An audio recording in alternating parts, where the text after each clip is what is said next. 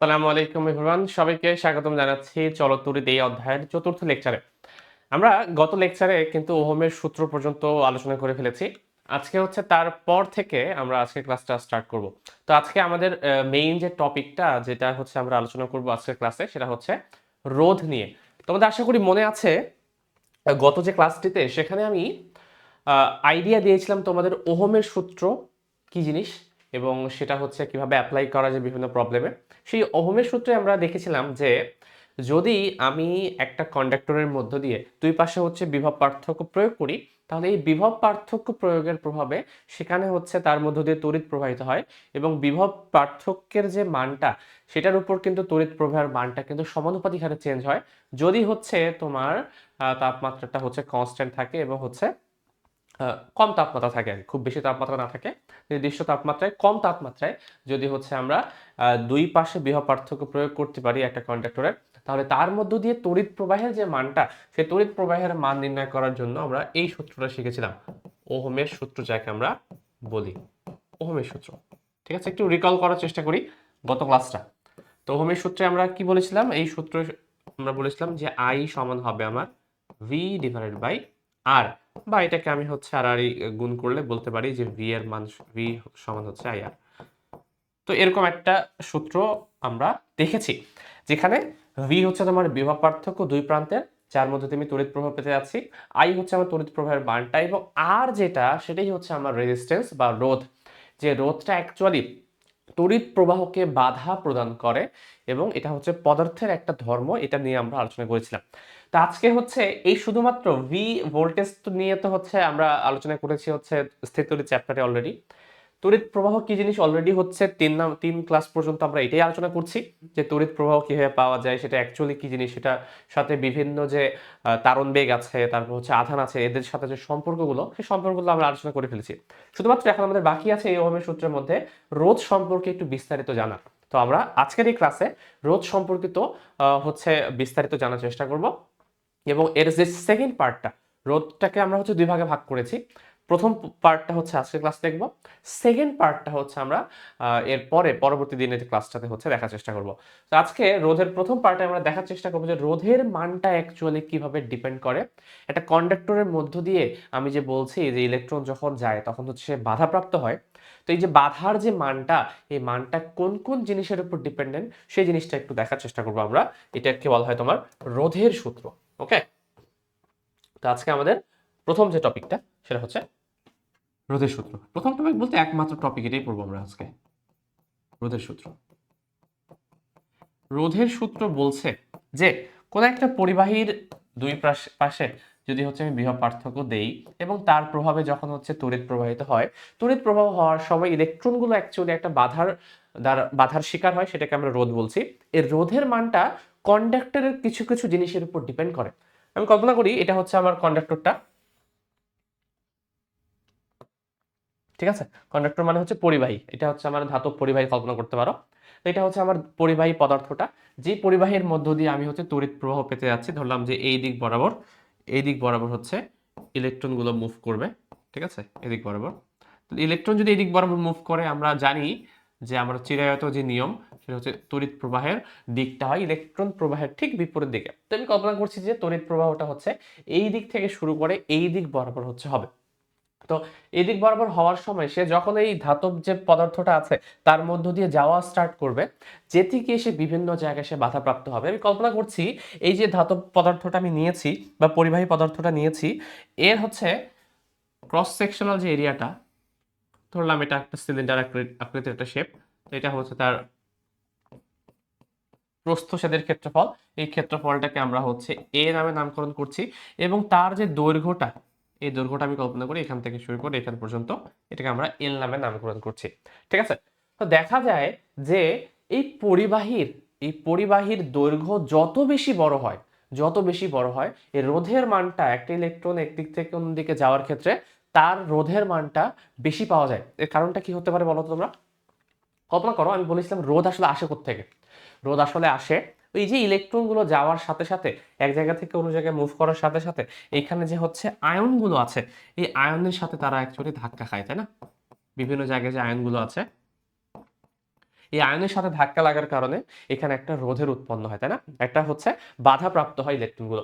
তো এই যে তুমি কল্পনা করো, যত হচ্ছে লেন্থটা বড় হবে তত কি বাধা পাওয়ার চান্সটা তার জন্য বেশি না? কারণ আয়নগুলো হচ্ছে এভাবে এভাবে আছে, এবং যদি হচ্ছে এতটুকু একটা তার নিতে তুমি, পরিবাহী তার নিতে, তাহলে এতটুকুর মধ্যে যতগুলো আয়ন থাকতো, যত তুমি তারের দৈর্ঘ্যটা বাড়িয়ে দিবে, এই আয়নের পরিমাণ কিন্তু ধীরে ধীরে বৃদ্ধি পাবে। তা আয়নের পরিমাণ বৃদ্ধি পেলে আলটিমেটলি কি ধাক্কার পরিমাণটা বৃদ্ধি পায়। তাহলে এই কারণে আমি বলতে পারি যে একটা তারের দৈর্ঘ্য যত বেশি হয়, তাহলে ধাক্কার প্রবাবিলিটিটা বেশি হয়ে যায়, যে বেশি বার হচ্ছে সে ধাক্কা লাগতে পারে। যেহেতু পসিবিলিটি তোমার বেশি হয়ে আছে, এই কারণেই এই তারের মধ্য দিয়ে ইলেকট্রন কিন্তু বেশি বাধাপ্রাপ্ত হবে এবং সে বেশি রোধ ফিল করবে। এই কারণেই রোধের যে প্রথম সূত্রটা, এটাকে বলা হয় তোমার দৈর্ঘ্যের সূত্র। এটাকে বলা হয় দৈর্ঘ্যের সূত্র। এবং দৈর্ঘ্যের সূত্রে বলা হচ্ছে এরকম যে রোধের মানটা দৈর্ঘ্যের সাথে সমানুপাতিক হারে চেঞ্জ হয়। সমানুপাতিক হারে চেঞ্জ হয়, এর অর্থ কি? এর অর্থ হচ্ছে যত আমি কন্ডাক্টরের দৈর্ঘ্যটাকে বাড়িয়ে দিব, তত বেশি পসিবিলিটি বা প্রবাবিলিটি আছে যে ইলেকট্রনগুলো বেশি বার বাধাপ্রাপ্ত হবে, এবং যত বেশি বার বাধাপ্রাপ্ত হবে অ্যাকচুয়ালি তার রোধের মানটা কিন্তু বেশি হয়ে যাবে। এই কারণে রোধের মান অ্যাকচুয়ালি লেংথের সাথে সমানুপাতিক হারে চেঞ্জ হয়। সেম ভাবে আমি যদি তোমার এই কন্ডাক্টরের দ্বিতীয় আরেকটা সূত্রের কথা বলি, এটাকে বলা হয় তোমার ক্ষেত্রফল বা হচ্ছে আকারের সূত্র।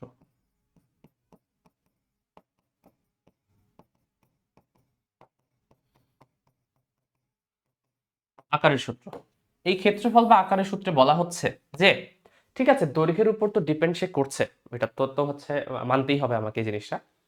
এখন শুধুমাত্র কি দৈর্ঘ্যের উপরেই ডিপেন্ডেন্ট? এই তারটা যদি চিকন কিংবা মোটা হয় তাহলে কি সুবিধা বা অসুবিধা পাওয়া যাবে? কল্পনা করো তো, একটা তার যদি মোটা নাও তুমি, সেম তার তুমি এভাবে নিয়েছো, আর আমি কল্পনা করলাম আরেকটা তার আমি আমার কাছে আছে, এই হচ্ছে আমার একটা তার, দৈর্ঘ্য তার সেম, তার দৈর্ঘ্য সেম, কিন্তু আমি করে দিয়েছি কি, তার তারটাকে মোটা করে দিয়েছি, মোটা। তো যখনই আমি তারটাকে মোটা করে দিব, একটু দেখো তো, ইলেকট্রনগুলো, আয়নের আকার তো আর মোটা হবে না, এটা হচ্ছে সবগুলা করলাম তাই অনেক বড় বড় দেখাচ্ছে। একই তার, একই পদার্থের তৈরি তার, এটা মনে করো তামার তৈরি তার, এটা হচ্ছে তামার তৈরি তার।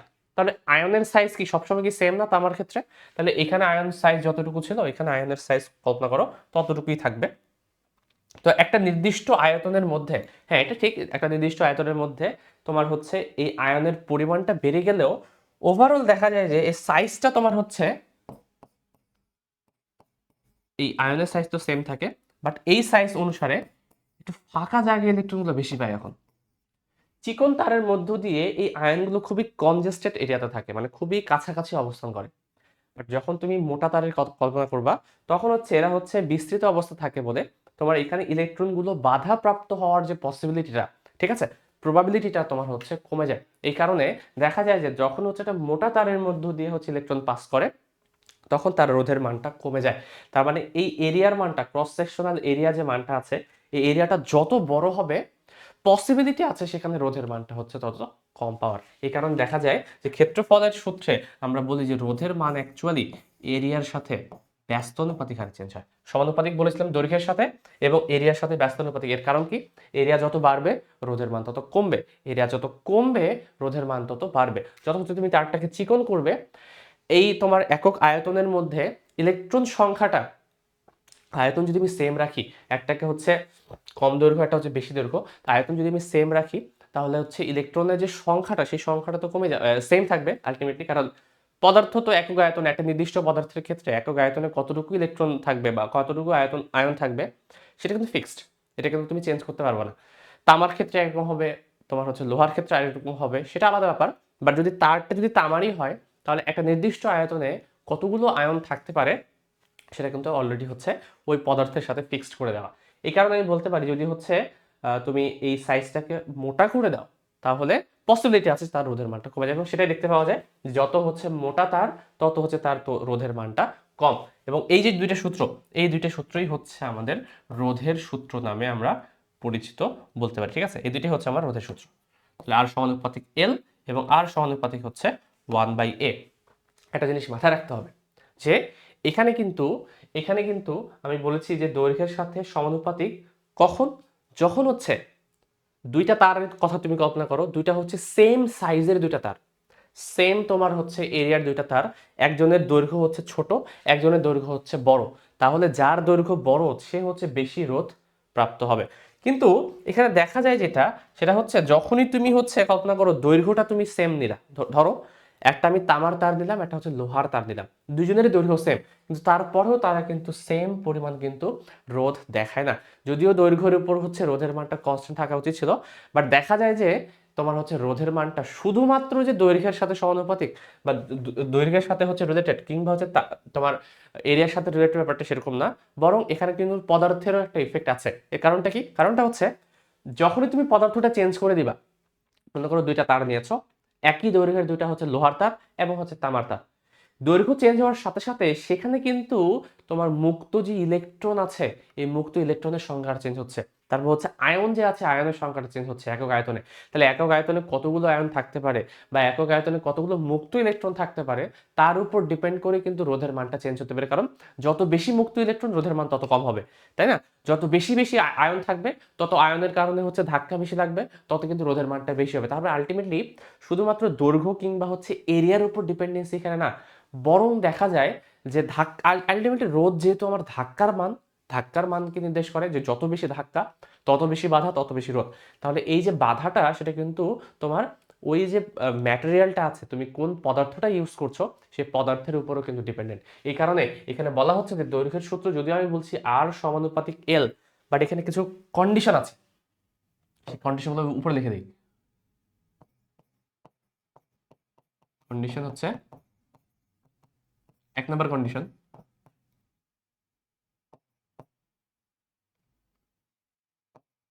একই পদার্থের তৈরি। মানে যদি একই পদার্থের তৈরি আমি দুইটা তার নেই, তাহলে তাদের ক্ষেত্রে আমি অ্যানালাইজ করতে পারবো। ওকে, একই পদার্থের তৈরি দুইটা তার, যার দৈর্ঘ্য বড় তার রোধ বেশি, যার দৈর্ঘ্য কম তার রোধ কম। একই পদার্থের দুইটা তার, যার এরিয়া বেশি তার রোধ কম, যার এরিয়া কম তার রোধ বেশি। কিন্তু পদার্থ যেই মোমেন্টে চেঞ্জ হয়ে যাবে, এই সূত্রগুলো আর ভ্যালিড হবে না। তুমি যদি হচ্ছে আলাদা আলাদা পদার্থ নাও, তাহলে শুধু ডিরেক্ট তুমি বলতে পারবা না যে আর সমানুপাতিক এল, না, এটা বলা যাবে না। বুঝা গেছে? তার মানে কন্ডিশনটা কি, যে একই পদার্থের তৈরি দুইটি তারের ক্ষেত্রে যার দৈর্ঘ্য বেশি তার রোধ বেশি, যার এরিয়া কম তার রোধ বেশি। বুঝা গেছে? এখন দেখো শুধুমাত্র এটার উপর ডিপেন্ডেন্ট ব্যাপারটা সেটা না, কন্ডিশন আরেকটা আছে। দুইটা কন্ডিশন অ্যাকচুয়ালি এখানে কাজ করে। আমি তো শুধু একটা উদাহরণ দিলাম। এখন সেকেন্ড যে কন্ডিশনটা সেটা হচ্ছে তোমার তাপমাত্রা একই।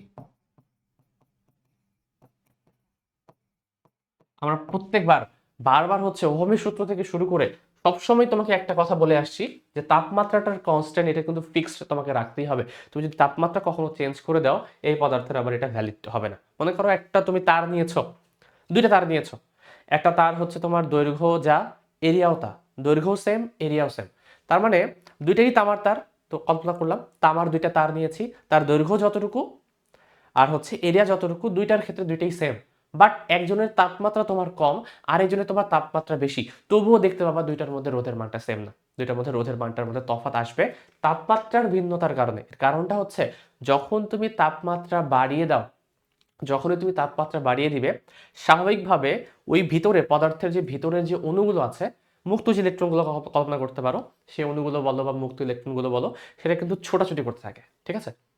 সাধারণত হচ্ছে তোমার অণুগুলো আবদ্ধ অবস্থায় থাকে, এই কারণে খুব বেশি নড়াচড়া করতে পারে না, একটা জায়গায় বসে ভাইব্রেট করতে থাকে। বাট মুক্ত যে ইলেকট্রনগুলো আছে তারা কিন্তু খুবই জোরে জোরে হচ্ছে এদিক থেকে ওদিকে চলাচল করে। এই কারণে বাধার পরিমাণটা আলটিমেটলি বেড়ে যায়। যখন হচ্ছে বাধার পরিমাণটা বেড়ে যাবে, অটোমেটিক্যালি হচ্ছে তোমার রোদের মানটা বেড়ে যাবে। এটা হচ্ছে আমরা এই তাপমাত্রার এই কনসেপ্টটা আমরা শিখবো হচ্ছে নেক্সট ক্লাসে। সো এটা নিয়ে হচ্ছে আমি ফার্দার ডিসকাশন এখন যাচ্ছি না, বাট একটা জিনিস মাথায় রাখবা, এই সূত্রগুলো তখনই ভ্যালিড যদি একই পদার্থের তৈরি আমি দুইটা তারের কথা বলি এবং দুইটা তারেরই আমার যদি তাপমাত্রা একই থাকে, তবে যার তোমার দৈর্ঘ্যের মান বেশি তার রোধের মান হচ্ছে বেশি, যার হচ্ছে এরিয়ার মান বেশি তার রোধের মানটা কম। তাহলে এই দুইটা সূত্রকে একসাথে যদি হচ্ছে আমি কম্বাইন করি, তাহলে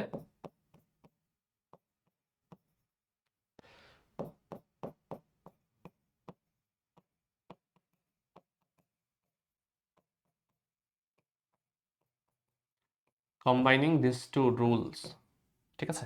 এই দুইটা হচ্ছে রোধের যে সূত্র আমি পেলাম, আর সমানুপাতিক এল এবং আর সমানুপাতিক হচ্ছে 1/a বা আর ব্যস্তানুপাতিক এ। এই দুটাকে যদি একসাথে আমি হচ্ছে তুলনা করি, কম্বাইন করলে দেখতে পাওয়া যায় সূত্রটা আসবে হচ্ছে আর সমানুপাতিক এল ডিভাইডেড বাই এ, ঠিক আছে। মাথায় রাখবা, যখন আমি আর সমানুপাতিক এল বলছি, এর ভিতরে কিন্তু আরেকটা কন্ডিশন আছে, এটা তোমরা আশা করি বুঝতে পারছো যে দুইটি তার আমি যদি নেই, তাদের পদার্থ সেম, তাপমাত্রাও সেম, প্লাস তাদের যদি এরিয়াও সেম থাকে, তাহলে আমি বলতে পারি যার দৈর্ঘ্য বেশি তার কিন্তু রোধ বেশি। তার মানে এখানে কন্ডিশনটা কি, যে উভয়ের তোমার এরিয়াটা যদি সেম হয়, প্রস্থচ্ছেদের ক্ষেত্রফল একই রকম হবে। আর এর মানটা এরিয়ার সাথে ব্যস্তানুপাতিক হারে চেঞ্জ হবে, যার রোধের মান বেশি, সরি এরিয়ার মান বেশি তার রোধের মান কম। কখন? যদি তারা একই দৈর্ঘ্যের দুটো তার নিয়ে আমি,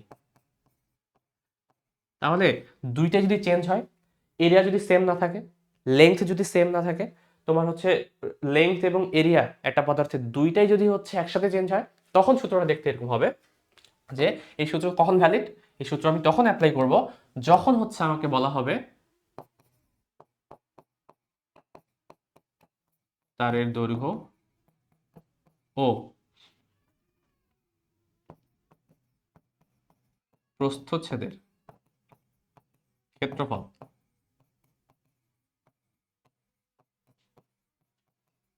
উভয়ই পরিবর্তনশীল। দুইটা তুমি তার নিলে, দুইটা তারের একজনের দৈর্ঘ্যের সাথে আরেকজনের দৈর্ঘ্যের মিল নাই, দুইটা দৈর্ঘ্য আলাদা, দুইটার ক্ষেত্রফলও আলাদা। তাহলে বাট দুইটা যদি তোমার তোমার হচ্ছে সেম তার হয়, মানে সেম পদার্থের তৈরি তার হয়, তাহলে তুমি বলতে পারবে এটা। তাহলে কি, দুইটা তারের দৈর্ঘ্য এবং প্রস্থের ক্ষেত্রফল যদি উভয়ই যদি পরিবর্তনশীল হয়, তবে আমি বলতে পারবো ওকে, তাহলে তাহলে হচ্ছে আমি এই সূত্রটা অ্যাপ্লাই করতে পারবো আর সমানুপাতিক হচ্ছে এল বাই এ। কিন্তু তখনও কিন্তু একই পদার্থের তৈরি এবং তাপমাত্রা একই, এই কন্ডিশনটা ফিক্সড, ঠিক আছে। কিন্তু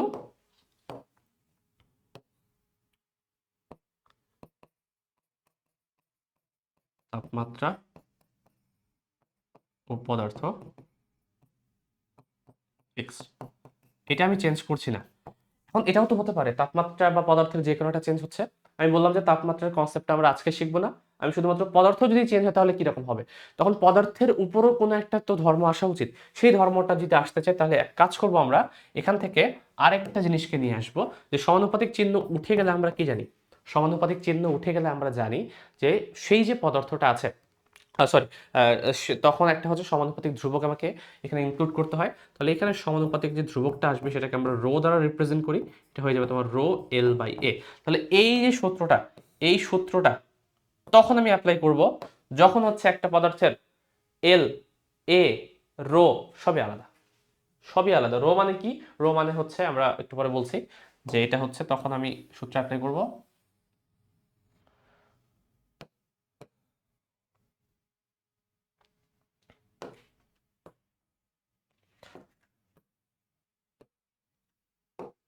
প্রস্থচ্ছেদের ক্ষেত্রফল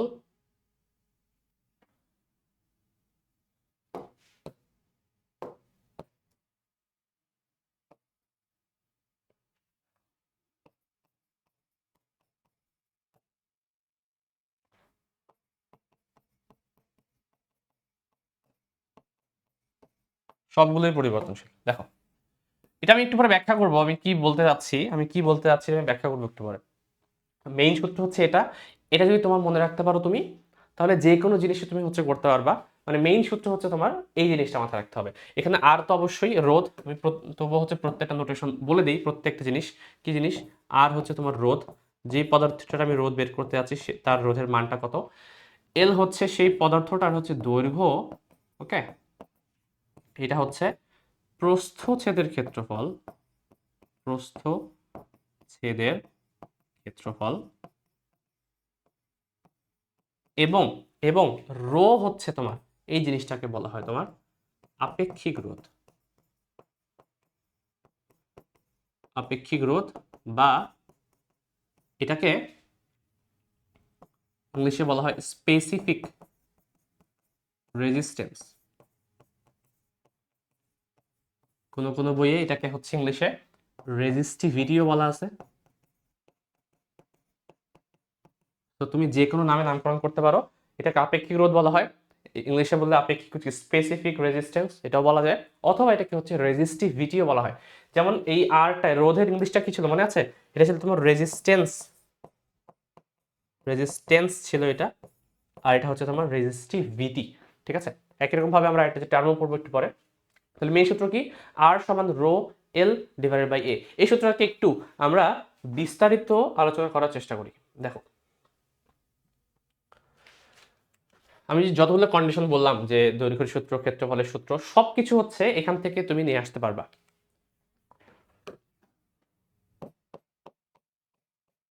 কন্ডিশন 1,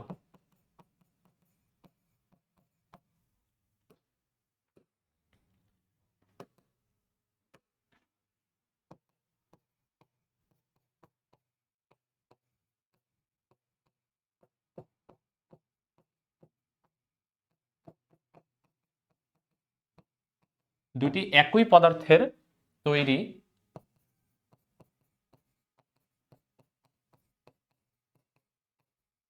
তারের দৈর্ঘ্যের সাথে সম্পর্ক। খেয়াল করো, যদি হচ্ছে কোন একটা পদার্থের তারের তোমার পদার্থটা সেম হয়ে যায়, সেম পদার্থের সে তৈরি তার হয়, তাহলে মাথায় রাখবা এই যে আপেক্ষিক রোধটা, আমি কি বললাম, আপেক্ষিক রোধটা তখন আসলো যখন হচ্ছে আমি পদার্থটা ইনক্লুড করলাম। পদার্থ যদি চেঞ্জ হয়ে যায় তখন হচ্ছে এটা হবে, আদারওয়াইজ হচ্ছে এটা তোমার ইগনোর করলে কোনো সমস্যা নেই। তুমি জাস্ট যে কোনো র্যান্ডম একটা সমানুপাতিক ধ্রুবক ধরো, সমস্যা হবে না। তাহলে এই রো এর মানটা অ্যাকচুয়ালি ডিপেন্ড করে পদার্থের প্রকৃতির উপর। সেই পদার্থটা কি, আমি লোহা নিলাম নাকি তামা নিলাম, কি নিলাম তার উপর ডিপেন্ড করে। যদি তুমি লোহা নাও তাহলে সেখানে হচ্ছে অণুর পরিমাণ বা হচ্ছে ইলেকট্রনের পরিমাণ যেরকম হবে, তামা নিলে সেরকম কিন্তু হবে না, অন্যরকম হবে। তো যেহেতু চেঞ্জ আসছে তার মানে অবশ্যই অবশ্যই সে কিন্তু বাধাটা এক একজন পদার্থ এক এক রকম কিন্তু দিবে। এই কারণে হচ্ছে পদার্থটা চেঞ্জ হওয়ার সাথে সাথে এর রো এর মানটা কিন্তু তার চেঞ্জ হয়ে যাবে। তামার ক্ষেত্রে একরকম, লোহার ক্ষেত্রে হচ্ছে আরেকরকম। তোমরা যদি একটু কল্পনা করো এর এককটা কি হবে, এটা তো আমরা জানি ওহম, এটা হচ্ছে মিটার স্কোয়ার, আর এটা হচ্ছে মিটার।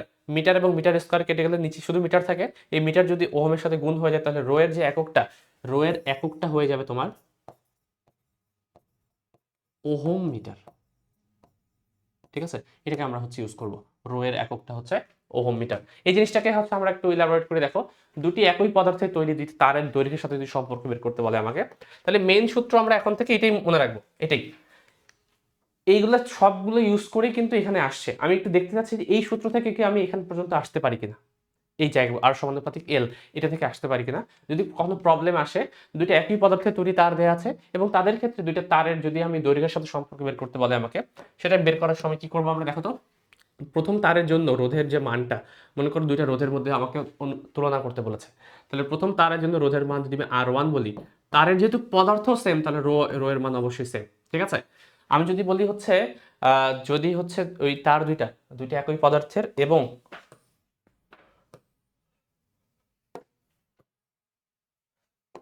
এটা বলতে হবে দুইটি একই পদার্থের এবং একই প্রস্থচ্ছেদের,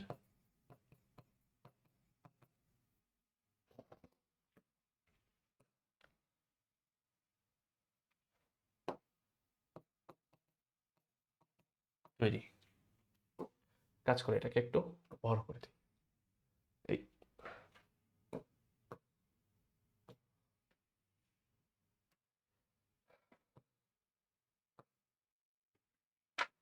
ঠিক আছে।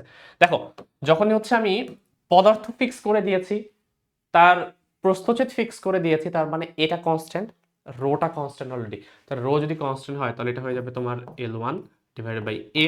কারণ আমি দুইটা তামার তার নিয়েছি, কল্পনা করো দুইটা তামার তারের হচ্ছে প্রস্থচ্ছেদ সেম, ক্ষেত্রফল সেম, তার মানে তার শুধুমাত্র দৈর্ঘ্যটা দুইটা তামার তারে আলাদা। তাহলে প্রথম তারের জন্য আমি R1 সমান বলতে পারি রো L1 বাই এ, দ্বিতীয় তারের জন্য আমি বলতে পারি R2 সমান রো L2 বাই এ।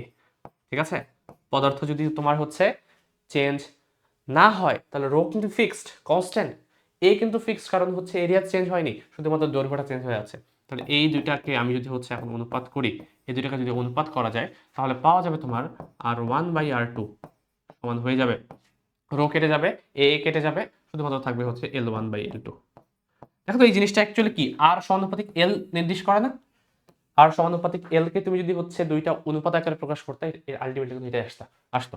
তার মানে আসছে আর সমানুপাতিক এল, আমার যে প্রথম সূত্রটা আলটিমেটলি সেখান থেকে তো এসেছি, তো সেটা অবশ্যই আসতে হবে। তো কখনো যদি এমন কোনো প্রবলেম দেখো যে দুইটা পদার্থের তোমার হচ্ছে একই পদার্থ, এরিয়াও সেম, শুধুমাত্র দৈর্ঘ্যের সাথে তোমাকে হচ্ছে এই হিসাব নিকাশ করে ম্যাথ করতে বলেছে, এত কিছু চিন্তা করার দরকারই নেই, ডিরেক্ট এই সূত্রে বসা দিলেই কিন্তু ম্যাথ হয়ে যাবে। ওকে, তো এইভাবে করতে পারো, কোনো সমস্যা না, এভাবে করলে হয়ে আছে। আমি একেবারে হচ্ছে কন্ডিশনটা সেভাবেই তোমাদেরকে দেখিয়ে দিচ্ছি। কন্ডিশন 2, এক কাজ করি, তো কষ্ট করার দরকার নেই, এই জিনিসটাকে কপি করি।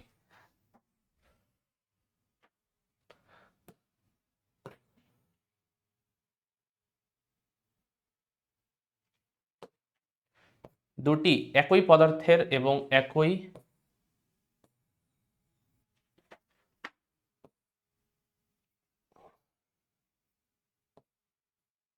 আচ্ছা, কাজ করে মুছে দিই।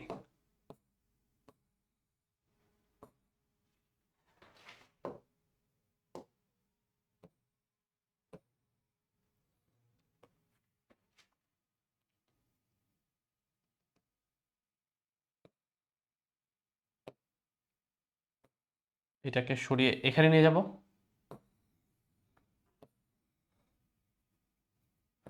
একই দৈর্ঘ্যের তৈরি তারের প্রস্থচ্ছেদের সাথে সম্পর্ক।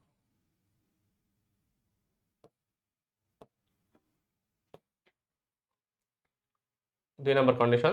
এখন আমরা হচ্ছে এরিয়ার সাথে সম্পর্কটা দেখব, যে এরিয়ার সাথে সেটা কিভাবে চেঞ্জ হয়। ঠিক আছে, এখন দেখো তাহলে যেহেতু আমি দুইটা তারের কথা এখন কল্পনা করছি, যেই দুইটা তারের তোমার পদার্থ সেম, তার মানে রো সেম, অবশ্যই পদার্থ সেম মানে রো সেম, এবং তাদের দৈর্ঘ্যর আমি যদি হচ্ছে সেম বলে দেই, তাহলে এরিয়ার সাথে সেটা কিভাবে চেঞ্জ হবে খেয়াল করো। তাহলে ইকুয়েশনে দাঁড়াবে হচ্ছে R1 প্রথম তারের জন্য, রো যেহেতু পদার্থ সেম, দৈর্ঘ্য যদি সেম তাহলে রো এল হয়ে যাবে, এলও তোমার সেম, এটা তোমার চেঞ্জ হয়ে যাবে, তাহলে A1 বলবো আমি। দ্বিতীয় পদার্থের জন্য এটা হবে তোমার R2 সমান রো এল ডিভাইড বাই হচ্ছে A2। আমি যদি এটাকে 1 নম্বর সমীকরণ বলি, এটাকে যদি 2 নম্বর সমীকরণ বলি, এই দুইটাকে যদি আমি হচ্ছে একটু অনুপাত করি, তাহলে R1 ডিভাইডেড বাই হচ্ছে R2 সমান হয়ে যাবে, R1 বাই R2 সমান হয়ে যাবে কি, উল্টে যাবে এটা, A2 বাই A1। তাহলে A2 ডিভাইডেড বাই A1, একটু ভালো মতো খেয়াল করলে দেখবা যে আর এবং এ কিন্তু পরস্পর উল্টা দিকে আছে। তার মানে এটা কি মিন করছে অ্যাকচুয়ালি, আর সমানুপাতিক 1/L এ না, 1/A মিন করছে। এটাই তো আমরা দেখলাম যে দ্বিতীয় যে সূত্রটা ছিল সেই দ্বিতীয় সূত্রের কনসেপ্টটা, আর সমানুপাতিক হচ্ছে 1/A। তার মানে এটা কিন্তু আমার চলে আসছে। তাহলে দেখো পদার্থ যদি হচ্ছে তোমার দুইটা একই পদার্থ হয়, তাহলে রো সেম, দৈর্ঘ্য যদি আমি কনস্ট্যান্ট বলে দিয়েছি, দুইটা একই পদার্থের সেম দৈর্ঘ্যের দুইটা তার, একটা চিকন একটা মোটা, তাহলে যে হচ্ছে তার এরিয়াটা বেশি হবে তার রোধটা কম হবে, যার এরিয়াটা কম হবে তার রোধটা কিন্তু বেশি হবে। তাহলে দেখো দৈর্ঘ্যের সাথে সম্পর্ক দেখলাম আর হচ্ছে এরিয়ার সাথে সম্পর্ক দেখলাম। এখন কল্পনা করতে পারো দুটি একই পদার্থের দুইটা তার আমি কল্পনা করছি, যার দৈর্ঘ্য এবং এরিয়া দুইটাই আলাদা। কন্ডিশন 3,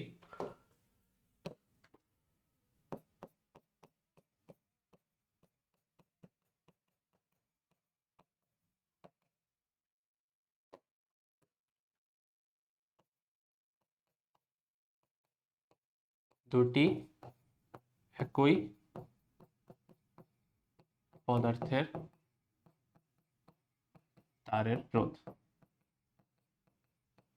দুইটা তার আমি নিয়েছি, দুইটা একই পদার্থের তৈরি, আর কোনো কিছু মিল নাই তাদের, তার দৈর্ঘ্য আলাদা, এরিয়াও আলাদা, সবই আলাদা। তাহলে সবই যদি আলাদা হয়, তাহলে ইকুয়েশনটা দাঁড়াবে, প্রথম তারের রোধ আমি যদি বলি R1, তাহলে R1 সমান হয়ে যাবে আমার রো L1/A1, কারণ এলও চেঞ্জ আলাদা, এও আলাদা দুইটা তারের ক্ষেত্রে, শুধুমাত্র পদার্থটা সেম বলে রোটা সেম হয়ে যাবে।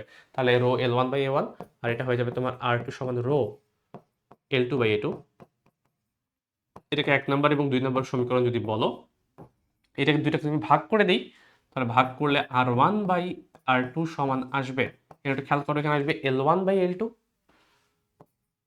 L1/L2, আর এটা উল্টে যাবে A2/A1। ঠিক আছে, এটা হচ্ছে যে ভাগ যখন করবো এই A2টা উপরে উঠে যাবে। তাহলে দেখো আর এর সাথে এলটা সমানুপাতিক, আর এটা ব্যস্তানুপাতিক, আর এর সাথে এলটা সমানুপাতিক, আর এটা ব্যস্তানুপাতিক, এই কারণে একই জায়গায় আছে এবং এটা উপরের দিকে চলে গেছে, তাই না? তাহলে এই হচ্ছে তোমার সূত্র।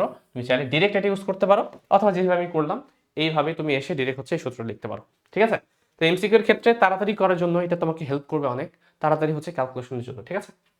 লাস্ট কন্ডিশন 4,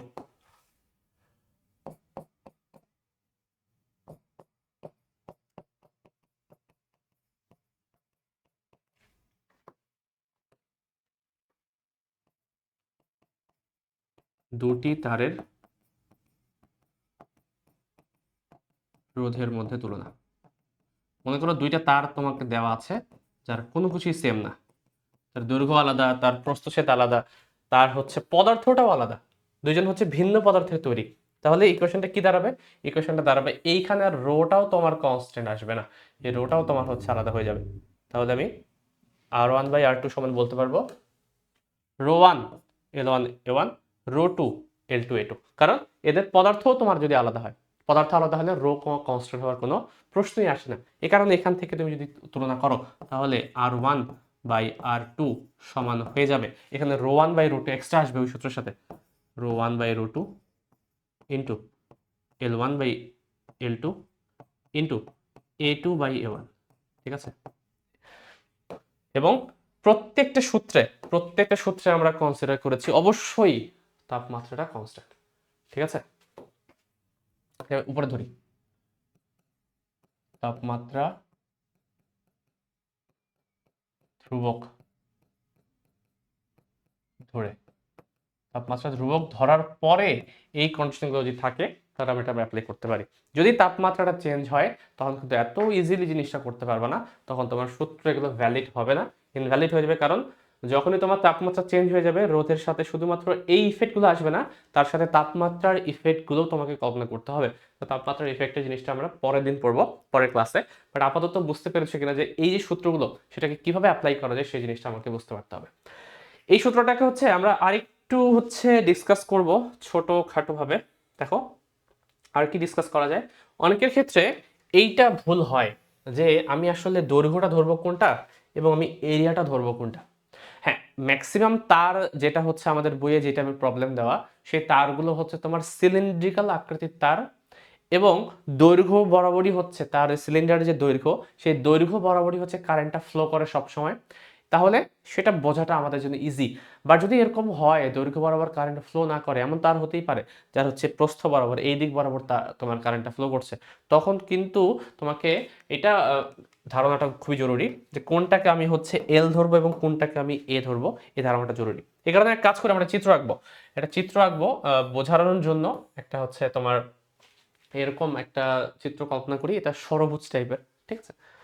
ধরো এই হচ্ছে আমার একটা পদার্থ,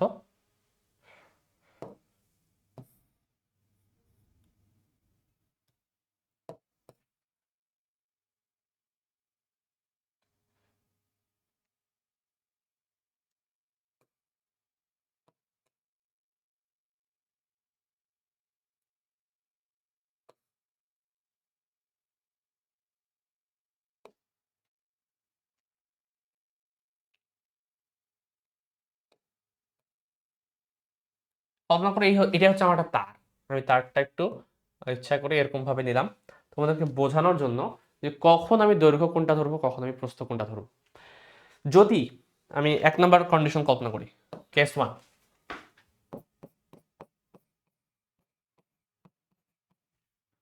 সবসময় প্রবলেমগুলো তো সহজ হবে না। আমাদের একাডেমিকে আমাদের হচ্ছে কঠিন প্রশ্ন খুব একটা আসবে না, মানে এইচএসসি লেভেলে আমাদের খুব একটা কঠিন প্রশ্ন আসবে না। বাট আমার মতে এখন থেকেই এই তোমার হচ্ছে আইডিয়াটা রাখা জরুরি, যাতে করে তোমরা যখন অ্যাডমিশনের প্রিপারেশন নিবে তখন তোমার জন্য জিনিসটা বোঝাটা ইজিয়ার হয়। এ কারণে তোমার জাস্ট আইডিয়াটা আমি দিচ্ছি। এখান থেকে কঠিন কোনো প্রবলেম আমি হচ্ছে এই সিরিজে কখনোই করাবো না, কারণ যেটা তোমাদের জন্য একাডেমিকে লাগবে না সেটা এখন জেনে লাভও নাই, ঠিক আছে। বাট আমরা হচ্ছে ভবিষ্যতে যখন তোমরা হচ্ছে প্রিপারেশন নিবে অ্যাডমিশনের ক্ষেত্রে, যার যখন যেরকম অ্যাডমিশনে যেরকম প্রিপারেশন নেওয়া দরকার তখন আমি দেখিয়ে দিব সেই জিনিসগুলো। বাট দেখো একাডেমিকের জন্য যতটুকু জানা দরকার ততটুকু আমি বলি। কল্পনা করে এরকম একটা ষড়ভুজ আকৃতির একটা তোমার হচ্ছে প্রস্তুতি আছে, এরকম বরাবর দৈর্ঘ্য তোমার হচ্ছে এই টোটাল এটা হচ্ছে আমি দৈর্ঘ্য কল্পনা করি, ওকে। আমি ধরে নেই হচ্ছে এটা হচ্ছে আমার দৈর্ঘ্য, এটা আমার দৈর্ঘ্য এল, তারপর এটা হচ্ছে আমার প্রস্থ, এটাকে ডাব্লিউ বলি, এটা হচ্ছে আমার উচ্চতা এটাকে হাইট এইচ বলি, এইচ বলি। তাহলে কল্পনা করো কারেন্ট যে কোনো দিক থেকে যেতে পারে। একটা তারের মধ্য দিয়ে কারেন্ট যদি এই দিক বরাবর যায় তাহলে কন্ডিশনটা একরকম হবে। কারেন্ট যদি এই দিক বরাবর যায় তাহলে কন্ডিশন একরকম হবে। কারেন্ট যদি এই তল থেকে শুরু করে ওই পাশের তল দিয়ে ভেদ করে চলে যায় তাহলে একরকম কন্ডিশনটা হবে। এখানে পিছনে আরেকটা তল ছিল যে তলটা আমি আঁকিনি, বাট আমি কাজ করতে পারি, ডটেড লাইন দিয়ে বোঝাতে পারি। এটা হচ্ছে তোমার এরকম একটা তল আছে ওই সাইডে, বুঝতে পারছো তাই না? যেহেতু সরবুজ তাহলে এরকম একটা তল থাকবে, ওই পাশে একটা তল আছে এরকম। কল্পনা করো যদি কারেন্ট এই দিক বরাবর যায়, আমি হচ্ছে যেই কালারের পেন ইউজ করছি সেই কালারই কল্পনা করো যে এই দিক বরাবর হচ্ছে কারেন্টটা যদি যায় এই দিক বরাবর, তো যেই দিক বরাবর তোমার কারেন্টটা ফ্লো হবে ওই ডিরেকশনটা কি হচ্ছে আমরা এল কল্পনা করব। আমার যে সূত্রটা কেস ওয়ানে আর সমান হচ্ছে রো এল বাই এ, এখানে মাথায় রাখবা এখানে এলটা হচ্ছে যেই দিক বরাবর তড়িৎ প্রবাহটা হচ্ছে সেই দিক বরাবর যে দৈর্ঘ্যটা সেটাকে আমি এল নিব। আর এরিয়া হচ্ছে এই দৈর্ঘ্যের সাথে ঠিক লম্ব বরাবর যে এরিয়াটা অবস্থিত সেই এরিয়াটা হচ্ছে আমার এই ক্ষেত্রে হবে, এই কন্ডিশনের ক্ষেত্রে এই এরিয়াটা বা এতটুকু এরিয়াটা, তাই না? এই এরিয়াটা, এই এরিয়াটাকে আমি কি বলতে পারি, আপাতত মুছে দিই বোঝানোর জন্য শুধু দাগ দিলাম। এই যে এরিয়াটা, এই এরিয়াটা কিরকম বের করতে পারি কিভাবে আমরা, যেহেতু এটা হচ্ছে একটা তোমার চতুর্ভুজ, তাহলে দৈর্ঘ্য গুণন প্রস্থ করলেই কিন্তু হয়ে আছে। তাহলে এটা হচ্ছে আমার দৈর্ঘ্য, এটা আমার প্রস্থ, তাহলে এটা যদি গুণ করি তাহলে আমরা এই এরিয়াটা পেয়ে যাবো। মানে আলটিমেটলি আমার এই ইকুয়েশনটা দাঁড়াবে আর সমান rho L divide by area বা ডাব্লিউ ইন্টু এইচ। বোঝা যাচ্ছে কিনা? যখন আমি তড়িৎ প্রবাহটা এই দিক বরাবর নিব তখন আমার কেসটা হচ্ছে দেখতে এরকম হবে। কেস টু, আশা করি যারা প্রথমটা বুঝে গেছো তারা অলরেডি আইডিয়া করতে পারছো আমি পরবর্তীতে কি বলতে যাচ্ছি এখন। দেখো যদি তড়িৎ প্রবাহটা এই দিক বরাবর না হয়ে এর নিচ দিক বরাবর হইতো, অর্থাৎ এই দিক বরাবর তড়িৎ প্রবেশ করে এই তল বরাবর বের হয়ে যেত, তাহলে যেই দিক বরাবর যাচ্ছে আমি বলছি সেই দিকের সাথে সমান্তরালে যে ডিরেকশনটা সেটাকে আমাকে নিতে হবে। তাহলে এই দিক বরাবর সমান্তরাল ডিরেকশনটা কি, এটা না, এইচটা না? তাহলে আমার দৈর্ঘ্যটা কিন্তু চেঞ্জ হয়ে যাবে। তাহলে আর সমান হয়ে যাবে আর সমান রো ইন্টু এইচ, এটাই আমার দৈর্ঘ্য ডিভাইড বাই হচ্ছে এরিয়া। এই এরিয়াটা নিতে হবে তোমাকে, এই এরিয়াটা কারেন্টের ডিরেকশনের সাথে লম্ব বরাবর যে এরিয়াটা আছে, লম্ব যে তলটা আছে এই তলটা কিরকম হবে, এটা হচ্ছে তোমার দৈর্ঘ্য এল, এটা হচ্ছে তোমার প্রস্থ ডাব্লিউ, তাহলে এল ইন্টু ডাব্লিউ হবে। এটা বলতে পারি আমি এল ইন্টু ডাব্লিউ, এই হচ্ছে তোমার রোধের মানটা হওয়া উচিত। বোঝা যাচ্ছে? সেম ভাবে আমাকে যদি বলা হয় কেস থ্রি, কেস থ্রি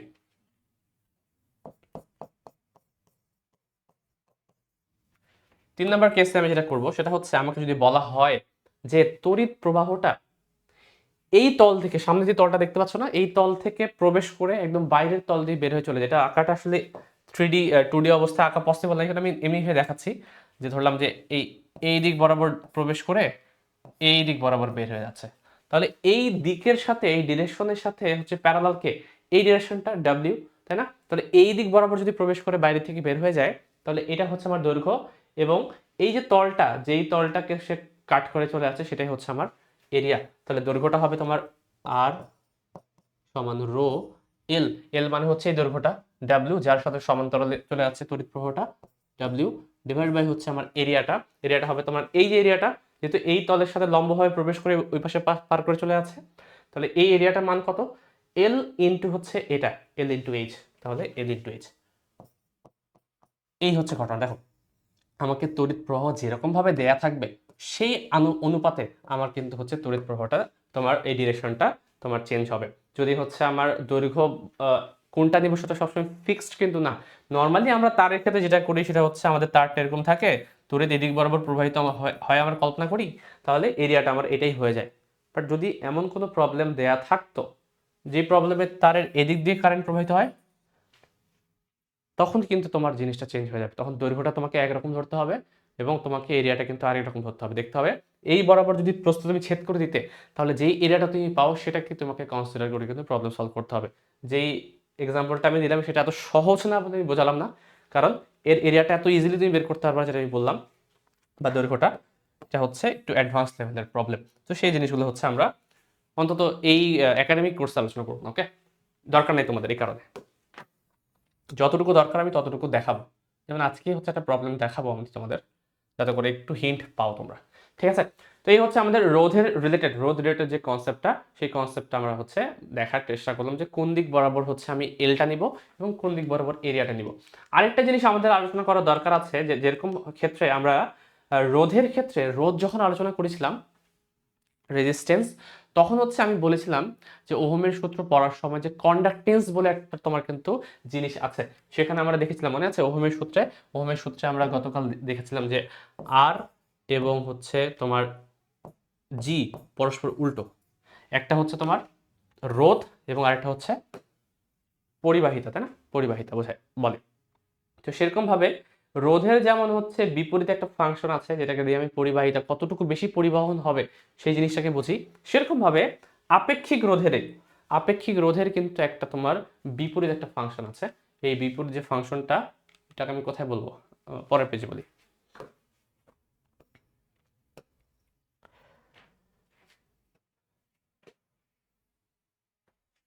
আপেক্ষিক রোধেরও একটা বিপরীত ফাংশন আছে, এটাকে বলা হয়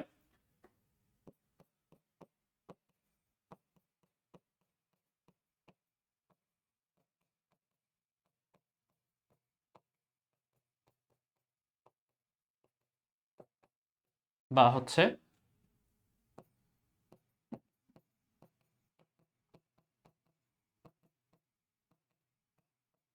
ঠিক আছে, যেমন আমরা হচ্ছে ইংলিশ এটাকে বললাম কি, রোটাকে আমরা বললাম হচ্ছে স্পেসিফিক রেজিস্ট্যান্স বা হচ্ছে রেজিস্টিভিটি, এটাকেও বলা হয় হচ্ছে স্পেসিফিক কন্ডাক্টেন্স,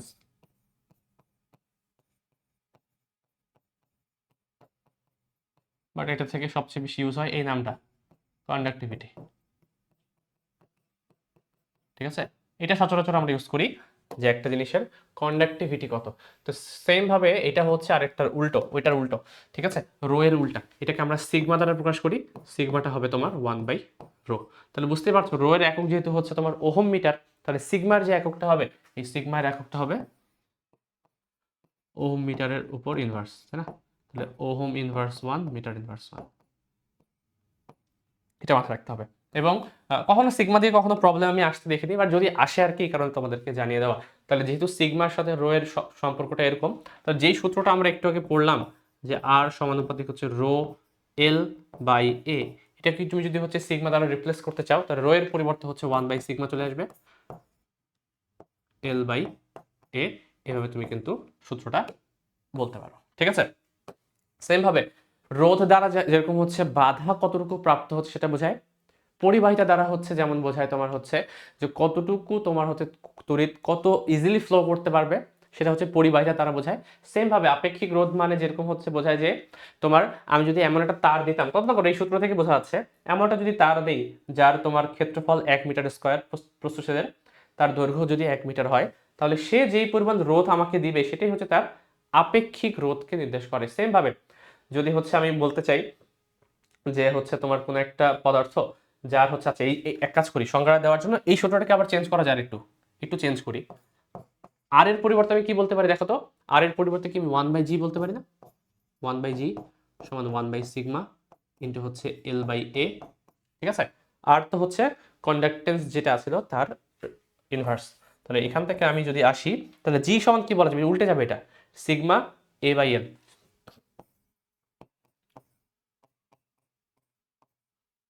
তাহলে আমি যদি বলি যে একক দৈর্ঘ্যের একটা তার 1 মিটার স্কোয়ার প্রস্থের ক্ষেত্রফল বিশিষ্ট, তার যদি তোমার হচ্ছে কন্ডাক্টেন্স যদি 1 হয়, তাহলে তার যে ভ্যালুটা সেটাই আমি বলবো হচ্ছে সিগমা, অর্থাৎ এক এক পরিমাণ হচ্ছে কন্ডাক্টিভিটির ভ্যালু বা স্পেসিফিক কন্ডাক্টিভিটি। যাই হোক, এটা হচ্ছে তোমার ওই ওহমের সূত্রের হচ্ছে আরেকটা রূপ আকারে তুমি বলতে পারো, ওহমের সূত্র না সরি, এই রোধের সূত্রের আরেকটা রূপ আকারে বলতে পারো, যেটা হচ্ছে খুব একটা বেশি কাজে লাগে না। আমি আগেও বলেছিলাম যে আমরা নর্মালি ইলেকট্রিসিটিতে, অন্যান্য জায়গায় কাজে লাগে, কেমিস্ট্রিতে কাজে লাগে। কেমিস্ট্রিতে হচ্ছে কন্ডাক্টিভিটি আমি খুবই ইউজ করি। তোমাদের হচ্ছে কেমিস্ট্রির একটা চ্যাপ্টারে মনে হয় কোষ রসায়ন, আমার যতদূর মনে পড়ছে, সরি কোষ রসায়ন বলছি, এটা তড়িৎ রসায়ন চ্যাপ্টারে মনে হয় প্রথম যে টপিকটাই আছে সেটা হচ্ছে তোমার কন্ডাক্টিভিটি নিয়ে, ঠিক আছে? তো সেখানে তোমার হচ্ছে কেমিস্ট্রির ক্ষেত্রে, কেমিক্যালের ক্ষেত্রে যখন হচ্ছে আমরা তড়িৎ পরিবাহিতা নিয়ে আলোচনা করি, আয়নের যে পরিবাহিতা, সেই পরিবাহিতার ক্ষেত্রে আবার রোধের মানটা খুব একটা কাজে আসে না, রোধ নিয়ে আমরা অ্যানালাইসিস করি না। বাট ধাতব কোনো পদার্থে যখন আমরা ইলেকট্রিসিটি নিয়ে আলোচনা করি, যে ইলেকট্রনের প্রভাবে হচ্ছে তড়িৎ প্রবাহিত হচ্ছে, সেখানে আমরা মূলত হচ্ছে রোধ নিয়েই হচ্ছে কনসিডার করি এবং রোধকে ইউজ করি প্রবলেমগুলো হচ্ছে সলভ করি সবসময়। কিন্তু যখন আমরা হচ্ছে তড়িৎ প্রবাহ হচ্ছে আয়নের কারণে পাই, যেটা তোমার হচ্ছে ইলেকট্রোলাইটিক যে সেলগুলো আছে কেমিস্ট্রিতে পড়বা, সেই ক্ষেত্রে কিন্তু আমরা রোধটাকে হিসাব করি না, তখন আমরা কন্ডাক্টিভিটি নিয়েই সকল কিছু প্রবলেম বা হচ্ছে সকল ধরনের হচ্ছে এই জিনিসগুলো সলভ করার চেষ্টা করি।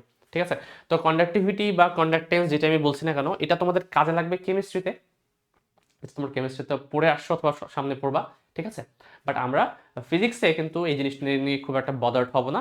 আমরা হচ্ছে শুধুমাত্র কল্পনা করব বা চিন্তা করব হচ্ছে ইয়ে নিয়ে, আমাদের কি বলে, রেজিস্ট্যান্স নিয়ে। ওকে, এই কারণে জাস্ট আমি তোমাদেরকে বলে রাখলাম, বাট এত ইম্পর্টেন্ট কিছু না। তো যাই হোক, এতক্ষণ পর্যন্ত যা যা পড়ানো হলো, এই জিনিসগুলো যদি বুঝতে পারো, আমার মনে হয় প্রবলেমগুলো এখন তোমাদের কাছে ডাল ভাত মনে হবে। এক এক করে আমরা প্রবলেম সলভিং এর দিকে চলে যাব। দেখো, প্রথম যে প্রশ্নটা, এত মিটার দীর্ঘ, আরে কি করছে, এত মিটার দীর্ঘ এবং হচ্ছে এই পরিমাণ ব্যাসের একটি তারের রোধ দেয়া আছে তোমার কাছে, একটা তারের রোধ দেয়া আছে এবং তার আপেক্ষিক রোধ আমাকে নির্ণয় করতে বলছে। সিম্পল কোয়েশ্চেন, আপেক্ষিক রোধ মানে কি, রো বের করতে বলেছে, রোধের মান দেয়া আছে, সবই দেয়া আছে, শুধুমাত্র মান বসাবো। তো সিম্পল প্রবলেম দিয়ে আমরা হচ্ছে সবসময় স্টার্ট করবো, আর সমান রো এল ডিভাইডেড বাই এ। ঠিক আছে, আর এর ভ্যালু কত, আর এর ভ্যালু দেওয়া হচ্ছে 15 ওহম, 15 আমি বলবো। আপেক্ষিক রোধ আমাকে বের করতে বলেছে, রো এর ভ্যালু। এল কত, এল হচ্ছে তোমার 0.48 মিটার এবং এরিয়া হচ্ছে 0.12 মিলিমিটার ব্যাস। তাহলে আর আমি বলতে পারি কি, 0.12 এর অর্ধেক, 0.06 মিলিমিটার, তাই তো? এটাকে আমরা কাজ করি পাই আর স্কোয়ার করে ফেলি, এটা আসবে তোমার পাই ইন্টু 0.06 ইন্টু 10⁻³ অবশ্যই আমি মিটার করে ফেললাম। একে যদি ভাগ করি তাহলে যেটা চলে আসবে সেটা আমার রোয়ের ভ্যালু। ঠিক আছে, দেখি এখন কি আসে, ওইটাই আসবে আমি যেটা বের করে রেখেছি, আমি হিসাব করছি না। 3.53 10⁻⁷, একক কিন্তু ভুলে যাওয়া যাবে না, ওহম মিটার, একক ভুলে গেলেও সমস্যা নেই, তোমরা বের করতে পারবা কিভাবে, এখান থেকে। এটা তো ওহম, এটা মিটার, এটা মিটার স্কোয়ার, এটার মিটার স্কোয়ার কেটে গেলে একটা মিটার থাকে, ওই মিটারটা এই পাশে গুণ করে দাও, তাহলে ওহম মিটার হয়ে যাবে। ঠিক আছে, তো এই হচ্ছে তোমার রোধের সূত্র, শেষ। একক, আপেক্ষিক রোধের একক। নেক্সট, যখন 0.1 মিটার দৈর্ঘ্যের একটি তারের, এত দৈর্ঘ্যের একটি তারের দুই পাশে আমি 5 ভোল্ট বিভব পার্থক্য প্রয়োগ করলাম, তখন ইলেকট্রনের যে তারণ বেগটা সেটা পাওয়া গেল এরকম। তারণ বেগের সাথে আমরা বলেছিলাম যে তারণ বেগ নিয়ে অনেক ধরনের প্রবলেম তৈরি করা পসিবল, বাট আমি হচ্ছে তখন অনেক কিছুই করাইনি, এর কারণে বলছি কি যে অনেকগুলো কনসেপ্ট তোমরা জানো না, এই কারণে তখন আমি করাচ্ছি না। এই কারণে তারণ বেগের আবার ওই টপিকটা বারবার কিন্তু ফেরত আসবে, বিভিন্ন টপিক যখন আমরা সামনে সামনে আগাবো, তখন তারণ বেগের যতটুকু প্রবলেম তখন দরকার ততটুকু আমি করাবো। যেমন এই প্রবলেমটা জানার জন্য তোমাকে আপেক্ষিক রোধের কনসেপ্টটা জানা লাগতো, এই কারণে তখন আমি করাইনি, যেহেতু এখন আমরা জেনে ফেলেছি, এই কারণে এখন আমরা সলভ করতে পারবো। তো দেখো, এটা তার দেয়া আছে, তার দৈর্ঘ্য দেয়া আছে, তার দুই পাশে আমি কি পরিমাণ বিভব পার্থক্য প্রয়োগ করলাম সেটা বলা আছে, তার যে ইলেকট্রন যে তারণ বেগ সেই তারণ বেগটা বলা আছে। যদি তারের ইলেকট্রন ঘনত্ব যদি এটা হয়, ইলেকট্রন ঘনত্ব মানে কি, একক মিটার কিউবে বা হচ্ছে একক আয়তনে কতগুলো ইলেকট্রন আছে সেটাকে আমরা ইলেকট্রন ঘনত্ব বলি। একক দেখেও বুঝতে পারছো, পার মিটার কিউব মানে কি, একক আয়তনে ইলেকট্রন সংখ্যাকে নির্দেশ করে। তাহলে তারের উপাদানের আপেক্ষিক রোধ কত, আমাকে আপেক্ষিক রোধ বের করতে বলা হয়েছে এত সব কন্ডিশন ভেদ করে। এখন দেখো, এই যে কন্ডিশনগুলো দেয়া আছে, এই কন্ডিশন থেকে আমরা কি কি বের করতে পারি। প্রথম কথা হচ্ছে, আমরা তো তারণ বেগের সাথে ইলেকট্রিসিটির বা হচ্ছে তড়িৎ প্রবাহের একটা সম্পর্ক জানি, এবং রোধের সাথেও কিন্তু এখন আমরা বর্তমানে তড়িৎ প্রবাহের সম্পর্ক জানি ওহমের সূত্র থেকে। আবার রোধ থেকে কিন্তু আমরা আপেক্ষিক রোধেরও কনসেপ্টটা জানি আমরা। তো সবগুলোকে একসাথে অ্যাপ্লাই করে হচ্ছে এই প্রবলেমটাকে সলভ করব। প্রথমত, তারণ বেগের সাথে তড়িৎ প্রবাহের যে সম্পর্ক সেটা কি, এন এ ভি ই, তাই তো?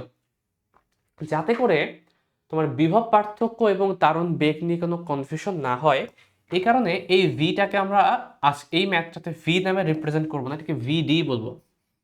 ভিডি মানে হচ্ছে ড্রিফট ভেলোসিটি। ওকে, তারণ বেগটাকে আমরা হচ্ছে ভি ডি নামে নামকরণ করব।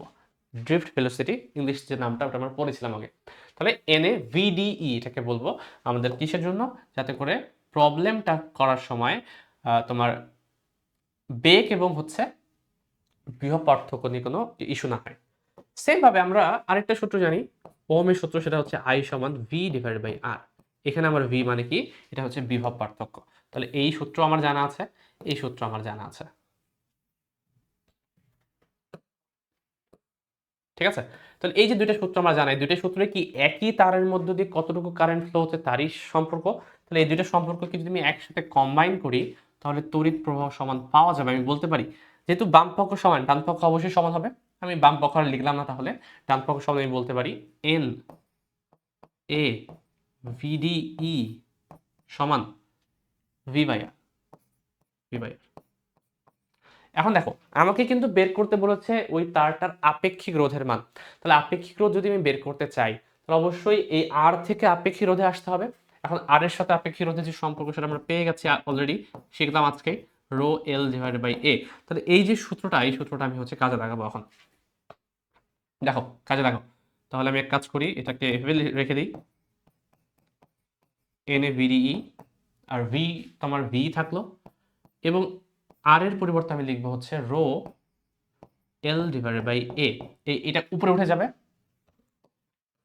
তাহলে পরের লাইনটা কি আসবে,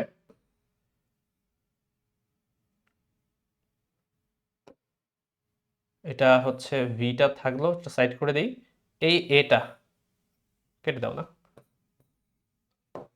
এই রো এর সাথে এল এখানে থাকবে আর এই এটা উপরে উঠে যাবে, তাই তো। দেখো তো উভয় পক্ষে কিন্তু তোমার সমীকরণের এখন এ আছে, তাহলে এই এ আর এই এ যদি কেটে যায় তাহলে তুমি রো নির্ণয় করার একটা সূত্র তুমি কিন্তু এখান থেকে বের করতে পারো। সে রো রো নির্ণয় করার সূত্রটা কি আসবে, এটা আসবে তোমার রো সমান, রোটাকে ট্রান্সফার করে সব জিনিস এখানে নিচে চলে আসবে, এন ভিডিই ইন্টু এল, তার উপরে ভি এন ভিডি ই এল, এই হচ্ছে ইকুয়েশন। আমাকে কাজ করতে হবে কি, এই সবগুলো ভ্যালু, প্রশ্নে কিন্তু সব ভ্যালু দেওয়া আছে, শুধুমাত্র এখানে বসাতে হবে তাহলেই হয়ে যাবে। দেখো বসে, রো সমান ভি বিভব পার্থক্য, বিভব পার্থক্য হচ্ছে 5 ভোল্ট, তাহলে এটা 5 ভোল্ট বসালাম। আর কি এন, একক আয়তনে কতগুলো ইলেকট্রন আছে, 8 ইন্টু 10 টু দি পাওয়ার 28। দেন ভিডি তোমার হচ্ছে তারণ বেগ 2.5 10 টু দি পাওয়ার -4।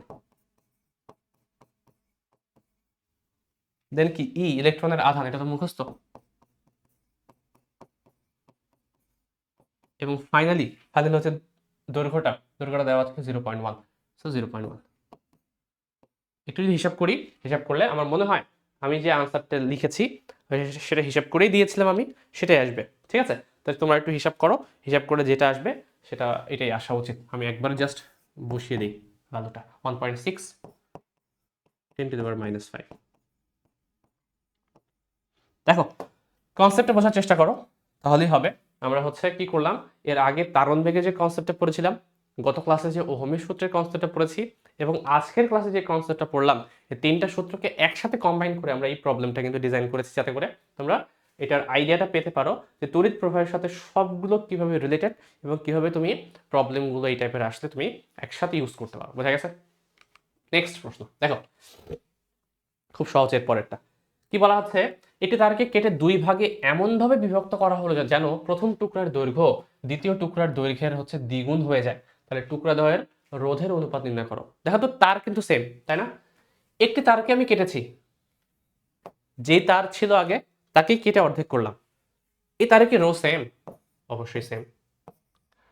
তারের যে দুইটা টুকরা সেটা তো একটা তার থেকে এসেছে, তার মানে তার আপেক্ষিক যে রোধ, এর আপেক্ষিক রোধ কিন্তু সেম, কারণ পদার্থ সেম, তো রো কিন্তু কনস্ট্যান্ট হয়ে গেছে। রো হচ্ছে তোমার কনস্ট্যান্ট, রো কনস্ট্যান্ট, ওকে। এটা তারকে যখন তুমি দুই ভাগে ভাগ করো তখন কি তার এরিয়ার মধ্যে কোনো চেঞ্জ আসে? না, কারণ আমি জানি এটা তার যদি আমার এরকম থাকে, এরকম থাকলো, আমি করলাম কি এখানে হচ্ছে এদিকে বরাবর কেটে দিলাম তাকে, যখন আমি কেটে দিব তখন সেটা কি দুই ভাগে ভাগ হয়ে যাবে। তাহলে একটা ভাগ দেখতে এতটুক হবে,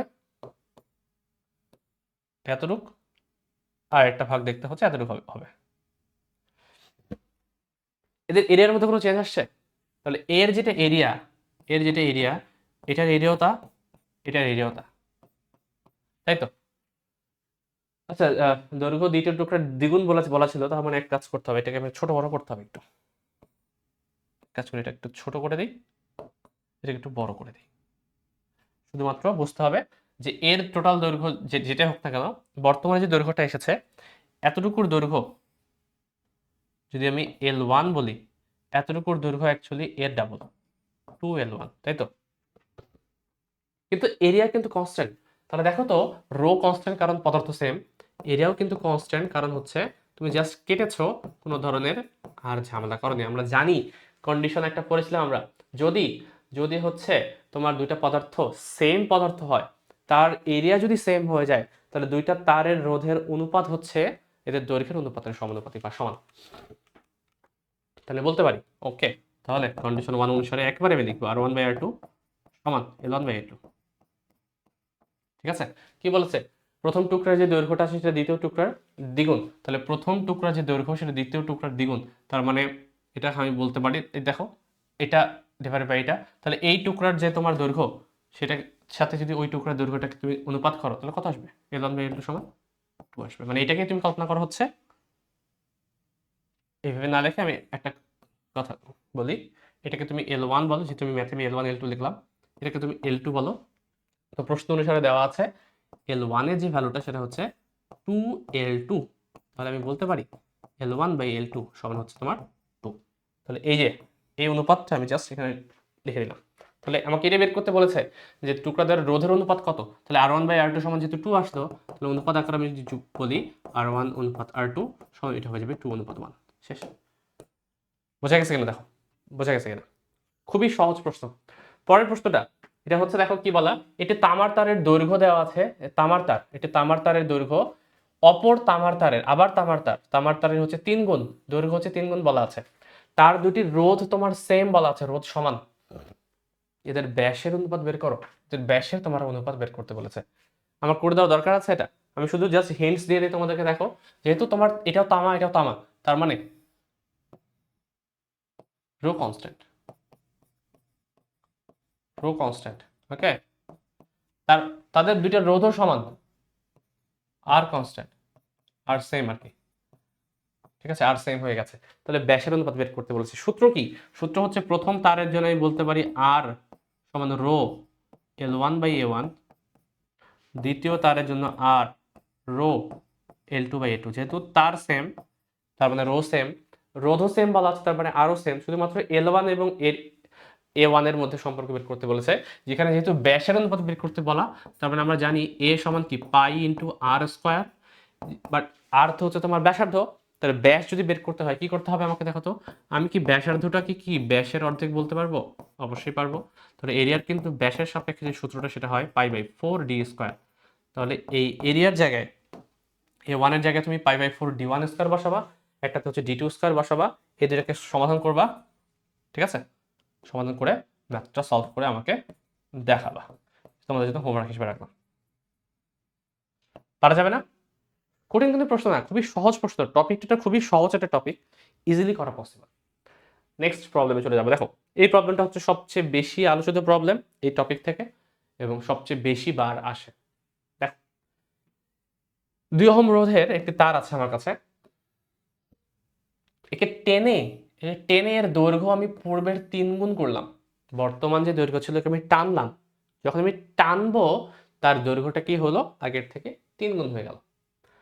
তার ঠিক বর্তমান যে রোধ, এই বর্তমান রোধের মান কত এটা আমাকে বের করতে বলেছে। এবং আরেকটা জিনিস বের করতে বলেছে, এতে আপেক্ষিক রোধের কি পরিমাণ পরিবর্তন হবে। দ্বিতীয় প্রশ্নটার উত্তর আগে দেখি।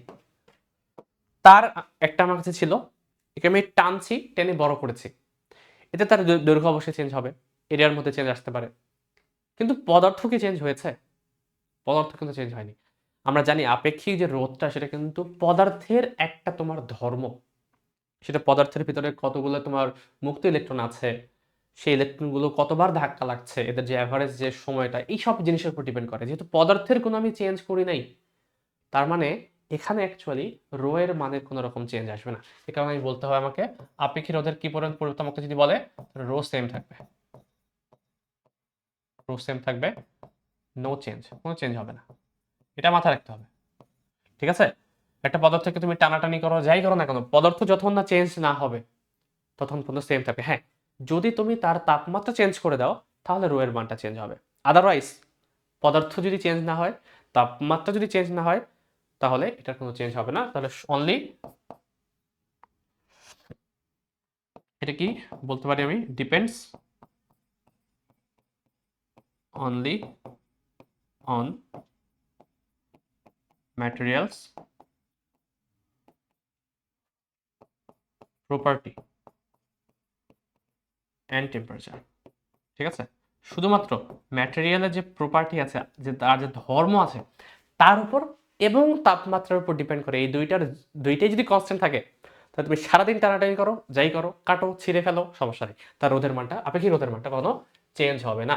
তা দেখো, দ্বিতীয়টার প্রশ্নটা আনসার আমরা আগে দিয়ে দিলাম। এখন দেখো, রো যদি কনস্ট্যান্ট থাকে, এখন এই ম্যাথটাতে সমস্যাটা কি হচ্ছে, একটা তারকে তুমি টেনে বড় করছো। উদাহরণ দেওয়ার ক্ষেত্রে সবচেয়ে সহজ উদাহরণটা, তোমার বাসার মধ্যে থাকা যে কোনো রাবার ব্যান্ড নাও, যেটাতে আমরা হচ্ছে মাঝে মাঝে টাকার যে বান্ডেলগুলো আছে এটাকে হচ্ছে র্যাপ করি না, যে বেঁধে ফেলি, ওই রাবার ব্যান্ডগুলোকে তুমি একটু টানার চেষ্টা করো, কি হয় যখন তুমি রাবার ব্যান্ডটাকে টানবা। একটা রাবার ব্যান্ড দেখতে এরকম, তাই না, এরকম একটা রাবার ব্যান্ড, যে মোমেন্টে তুমি দুই পাশে হচ্ছে ফোর্স দিয়ে তুমি টানবা, একে যখন টানবা তখন দেখবা তার যে থিকনেস সেটা কমে যায়। যত হচ্ছে টেনে থেকে লম্বা করছো তত হচ্ছে তার থিকনেসটা চিকন হয়ে আসে। তুমি বারবার, ছোটবেলায় করতাম আমরা, বারবার বারবার টানাটানি করতে করতে ছিঁড়ে ফেললাম। ছিঁড়ে গেল কেন? এই যে ওটা তো তোমরা হচ্ছে স্থিতিস্থাপকতা ওই চ্যাপ্টারের জিনিস, ওতে ফেরত যাচ্ছে না। বাট মেইন ঘটনাটা কি, যখন তুমি একটা পদার্থের দৈর্ঘ্যটাকে বৃদ্ধি করো, এই এক্সট্রা লেংথটা কোত্থেকে আসবে? সে কি জেনারেট করছে লেংথ? না, জেনারেট করছে না। তার যে তোমার পুরুত্ব ছিল বা ক্ষেত্রফল ছিল, সেই ক্ষেত্রফলের কিছু অংশ কমে গিয়ে তোমাকে এক্সট্রা লেংথটা অ্যাকচুয়ালি প্রোভাইড করবে। সহজ কথায়, কখনো তুমি একটা পদার্থের দৈর্ঘ্য কিন্তু বৃদ্ধি করতে পারবা না তার এরিয়াটাকে চেঞ্জ না করে। তাহলে এরিয়া যদি তুমি চেঞ্জ না করো, তাহলে তার দৈর্ঘ্যটা কিন্তু চেঞ্জ হচ্ছে না। তার দৈর্ঘ্য যদি তুমি বাড়িয়ে ফেলো, অ্যাকচুয়ালি তার এরিয়াটা সামহাউ এমন অনুপাতে কমে যাবে যাতে করে পদার্থের পরিমাণটা সেম থাকে, অর্থাৎ আয়তন সেম থাকে। তার মানে তুমি যখনই একটা পদার্থকে হচ্ছে টেনে তার দৈর্ঘ্য বৃদ্ধি করবা, তার আয়তনটাকে কনস্ট্যান্ট রাখার জন্য এরিয়াটা অটোমেটিক্যালি সেম অনুপাতে কমে যাবে, যাতে করে আয়তনের উপর কোনো ইফেক্ট না পড়ে। বোঝা গেছে? আয়তন মানে কি, পদার্থটা অ্যাকচুয়ালি কতটুকু আছে, তার পদার্থের যে অ্যাকচুয়াল যে পরিমাণটা, সেই পরিমাণটা ফিক্সড হয়ে যাবে। এখন দেখো, ফিক্স থাকবে আর কি। এখন দেখো, যেহেতু আমি দৈর্ঘ্যটাকে পূর্বের 3 গুণ করলাম, তাহলে এখানে ঘটনাটা কি করছে এটা একটু বোঝার চেষ্টা করি। পূর্বে পূর্বে যখন আমি কাজ টানাটানি করি নাই, পূর্বে আমি পদার্থটার যে দৈর্ঘ্য আছে, দৈর্ঘ্য, এই দৈর্ঘ্যকে আমি L1 নাম দিই। এর যে তোমার ক্ষেত্রফল, প্রস্থচ্ছেদের ক্ষেত্রফল সংক্ষেপে লিখলাম, এটাকে A1 নাম দেই। ঠিক আছে, তার যে আয়তন, এটাকে আমরা V1 নাম দিই। ওকে, এটা কিন্তু পূর্বের ঘটনা, যখন আমি কিচ্ছু করিনি। এখন আমি করবো কি, টানাটানি করার পরে আমি হচ্ছে টানাটানি করে এটাকে কিছু একটা করলাম, পরে পরে পরে হচ্ছে দৈর্ঘ্যটাকে আমি বলবো L2, A2, V2। এখন দেখো, আমি একটু আগে বললাম যে যতই টানাটানি করো না কেন, পদার্থটার আয়তন তুমি চেঞ্জ করতে পারবে না, কারণ আগেও যতটুকু ম্যাটেরিয়াল ছিল বর্তমানেও ততটুকুই ম্যাটেরিয়াল আছে এর মধ্যে। ম্যাটেরিয়াল তো ফিক্সড। তার মানে আমি বলতে পারি যে আগের আয়তন এবং পরের আয়তন কিন্তু কনস্ট্যান্ট। তাই আমাকে যদি বলা হয় তাহলে আয়তন মানে কি, অ্যাকচুয়ালি আয়তন মানে কি, ক্রস সেকশনাল যে এরিয়াটা আছে তার সাথে যদি আমি লেংথটা গুণ করি, ক্রস সেকশনাল যে এরিয়া আছে তার সাথে যদি আমি লেংথটাকে গুণ করে দিই, তাহলে কি টোটালটার আয়তন পাওয়া যাবে না? অবশ্যই পাওয়া যাবে। তাহলে আমি বলতে পারি এটা actually L1 into A1, L2 into A2। এখানে দেখো L1 এবং L2 এর মধ্যে একটা শর্ত দেওয়া আছে যে এমনভাবে টানলাম যাতে পরের দৈর্ঘ্যটা পূর্বের দৈর্ঘ্যের 3 গুণ হয়ে যায়। তার মানে পরের যে দৈর্ঘ্যটা, এটা পূর্বের দৈর্ঘ্যের 3 গুণ। তো এটা এটা বুঝা গেছে? পূর্বের দৈর্ঘ্যের 3 গুণ। তাহলে L2 এর পরিবর্তে তুমি 3L1 বসাও। L2 এর আমি এখানে বসাই। আচ্ছা থাক, লিখি তোমাদের জন্য একবার। 3L1 A2, এই এল ওয়ান ক্যান্সেল হয়ে আছে, তাহলে A2 সমান A1/3 পাওয়া যাচ্ছে। ঠিক আছে, তাহলে এই যে একটা ভ্যালু পাওয়া গেল। তাহলে দেখো এল এবং এ এদের মধ্যে একটা সম্পর্ক কিন্তু দেখতে পাওয়া যাচ্ছে বর্তমানে। এই সম্পর্ক দুটাকে যদি কাজে লাগে তাহলে আমি মনে হয় আমাদের রোধের মানটার মধ্যে কোনো একটা চেঞ্জ দেখতে পাবো। তো এটা আমাকে বের করতে বলেছে বর্তমান রোধটা কত, এটাই বের করতে বলা হয়েছে।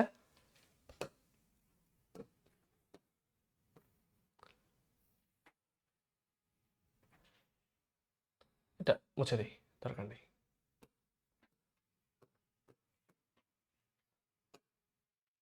দেখো এখন দেখো আমার যে রোধের আগের মানটা, আগের সূত্রটা আমি কি বলতে পারি, আগের কন্ডিশন অনুসারে রো L1/A1। রো কেন বললাম আমি, রো ওয়ান কেন বললাম না, কারণ আমরা জানলাম যে রোটা চেঞ্জ হবে না, এই কারণে রো L1/L1 আমি বলতে পারি। এবং দ্বিতীয় অবস্থায় রোধের যে মানটা সেটা হবে রো L2/A2।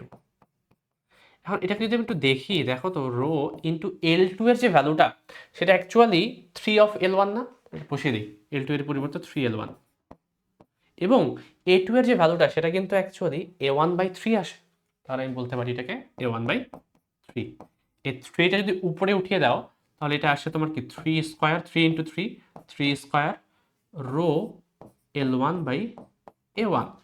এখন দেখো তো রো L1/A1 এটাই তো অ্যাকচুয়ালি R1 ছিল, তাহলে আমি বলতে পারি R2 সমান আমার আসছে 3 স্কোয়ার × R1।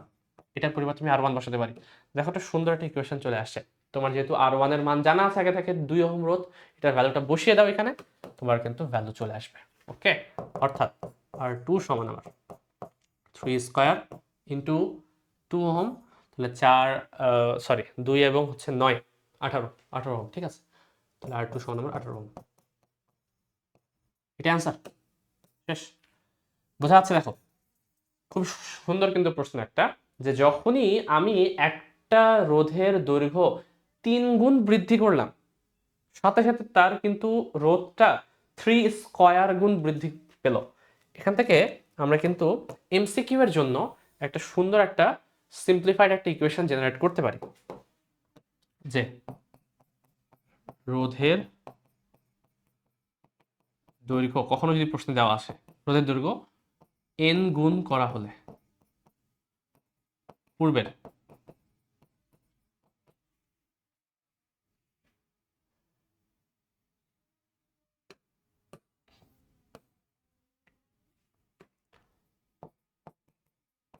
যদি n গুণ করা হয়, অথবা বলা থাকতে পারে এভাবে ক্ষেত্রফল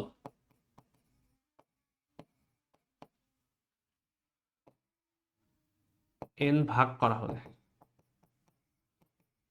মানে পূর্বের n ভাগ মানে কমিয়ে ফেলেছো, তাহলে তাহলে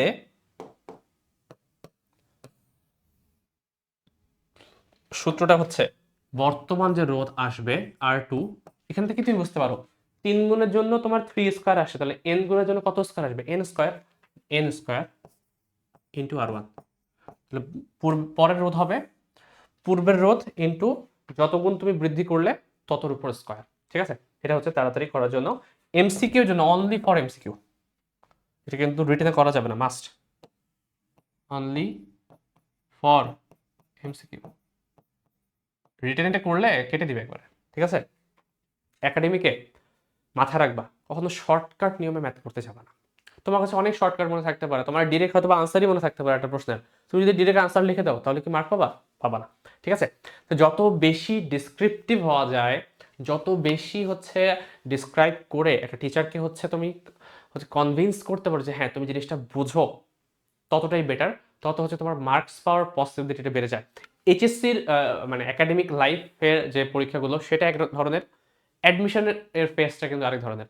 এই কারণে একাডেমিকে যতদিন তুমি পড়াশোনা করছো, হতে পারে তুমি হচ্ছে শর্টকাটের জাহাজ তুমি মুখস্থ করে করে একদম পাগল করে দিয়েছো, বাট কখনোই এটা অ্যাডমিশন সরি তোমার হচ্ছে একাডেমিক পরীক্ষা ইউজ করা যাবে না, একেবারে কেটে 0 দিয়ে দিবে। ঠিক আছে, সো এটা কিন্তু একেবারে এই বিষয়ে তোমাদের সিরিয়াস হতে হবে এখন থেকে। ওকে, নেক্সট প্রশ্ন। এটা হোমওয়ার্ক তোমাদের জন্য, এটা আগেরটা যেহেতু করা যাবে এটা পারবা তোমরা। একটা পার্সেন্টেজে দিয়েছি। ওকে, আগেরটা আমি হচ্ছে দ্বিগুণ বা 3 গুণ বলেছি। দ্বিগুণ মানে কি, 3 গুণ মানে কি অ্যাকচুয়ালি বলো তো? 300% না? 300%। তাহলে সেই হিসাবে আমি যদি 3 গুণ না বলে 300% বলতাম, সেম ভাবে ম্যাথটা করতাম, সেম কাজটাই বলা হচ্ছে। যদি আমি হচ্ছে গুণ দিয়ে না বলে আমি কি 0.1% বৃদ্ধি করি, 10 এত পার্সেন্ট লম্বা করি, তাহলে কতটুকু তার লম্বা হবে বা হ্রাস পাবে সেটা আমাকে বের করতে বলা হয়েছে। আমি আনসার দিয়ে দিয়েছি, তোমরা জাস্ট মেলাবা, মিলিয়ে হচ্ছে আনসারটা করে ফেলবা। লাস্ট আজকের প্রবলেম আমি বললাম যে একটু হিন্টস দিব তোমাদেরকে আমি, যে অ্যাকচুয়ালি এখান থেকে কঠিন প্রশ্ন কি করা পসিবল। হ্যাঁ, অবশ্যই করা পসিবল। সেই কঠিন প্রশ্ন, এটা কঠিন বলবো না আমি, আবার একটা সুন্দর একটা প্রশ্ন, যেখানে আমার রোধের মান যদি কখনো এমনভাবে নির্ণয় করতে বলা হয়, যার আমি বললাম না যে একটা তুমি তারকে এমনভাবে কাটলে বা টেনে লম্বা করলে তার এরিয়ার মানটা চেঞ্জ হয়ে যাচ্ছে, বাট এখন আমি তারকে টানছিও না, কাটছিও না, এমন একটা তার আমার কাছে দেওয়া আছে যে তারটা কন্টিনিউয়াসলি তার এরিয়াটা বৃদ্ধি করছে, তার ব্যাসার্ধের পরিমাণটা ধীরে ধীরে ধীরে ধীরে বৃদ্ধি পাচ্ছে। এটি প্রশ্নটা একটু পড়ি, তাহলে বুঝতে পারবো যে একটি এল দৈর্ঘ্যের চিত্রে, একটি এল দৈর্ঘ্যের এবং বৃত্তাকার প্রস্থচ্ছেদের, এটা বৃত্তাকার একটা প্রস্থচ্ছেদ, ঠিক আছে, বৃত্তাকার প্রস্থচ্ছেদের পরিবাহী তারকে দেখানো হয়েছে। এই যে প্রস্থচ্ছেদের ব্যাসার্ধ এই পাশে হচ্ছে যদি এ থেকে শুরু করে বি পর্যন্ত রৈখিকভাবে লিনিয়ারলি যদি এটা হচ্ছে ভ্যারি করতে করতে লিনিয়ারলি যদি বৃদ্ধি পেতে থাকে, পরিবর্তিত হয়, এবং উপাদানের আপেক্ষিক রোধ যদি রো হয়, তাহলে পরিবাহীটার অ্যাকচুয়াল রোধটা মান নির্ণয় করো। আমি এখানে ইচ্ছে করে তোমাদেরকে মান দেইনি, মান দেওয়া থাকলে তো বের করাই যাবে, মানে এ আর বি এর যদি মান দিতাম তাহলে তো বের করাই যেত মানটা কত। আমি এ এবং বি ধরে একটা সূত্র প্রুফ করার চেষ্টা করছি যে রোধের মানটা rho L by pi A বিটা হবে কিনা, এটা আমরা বের করার চেষ্টা করছি। ওকে, দেখো, অনেকে ফিজিক্সকে হয়তো ভাবে ফিজিক্স মনে হয় একটা ম্যাথ করার কোনো একটা সাবজেক্ট। না, এই ধারণা তোমার ভুল প্রমাণ হয়ে যাবে যখন তোমরা ইউনিভার্সিটি লাইফে উঠবা। দেখো, ফিজিক্স কিন্তু ম্যাথ না, ম্যাথমেটিক্স হচ্ছে একটা টুল ফিজিক্সের রিয়েল লাইফ প্রবলেমগুলো থেকে ভ্যালু বের করার।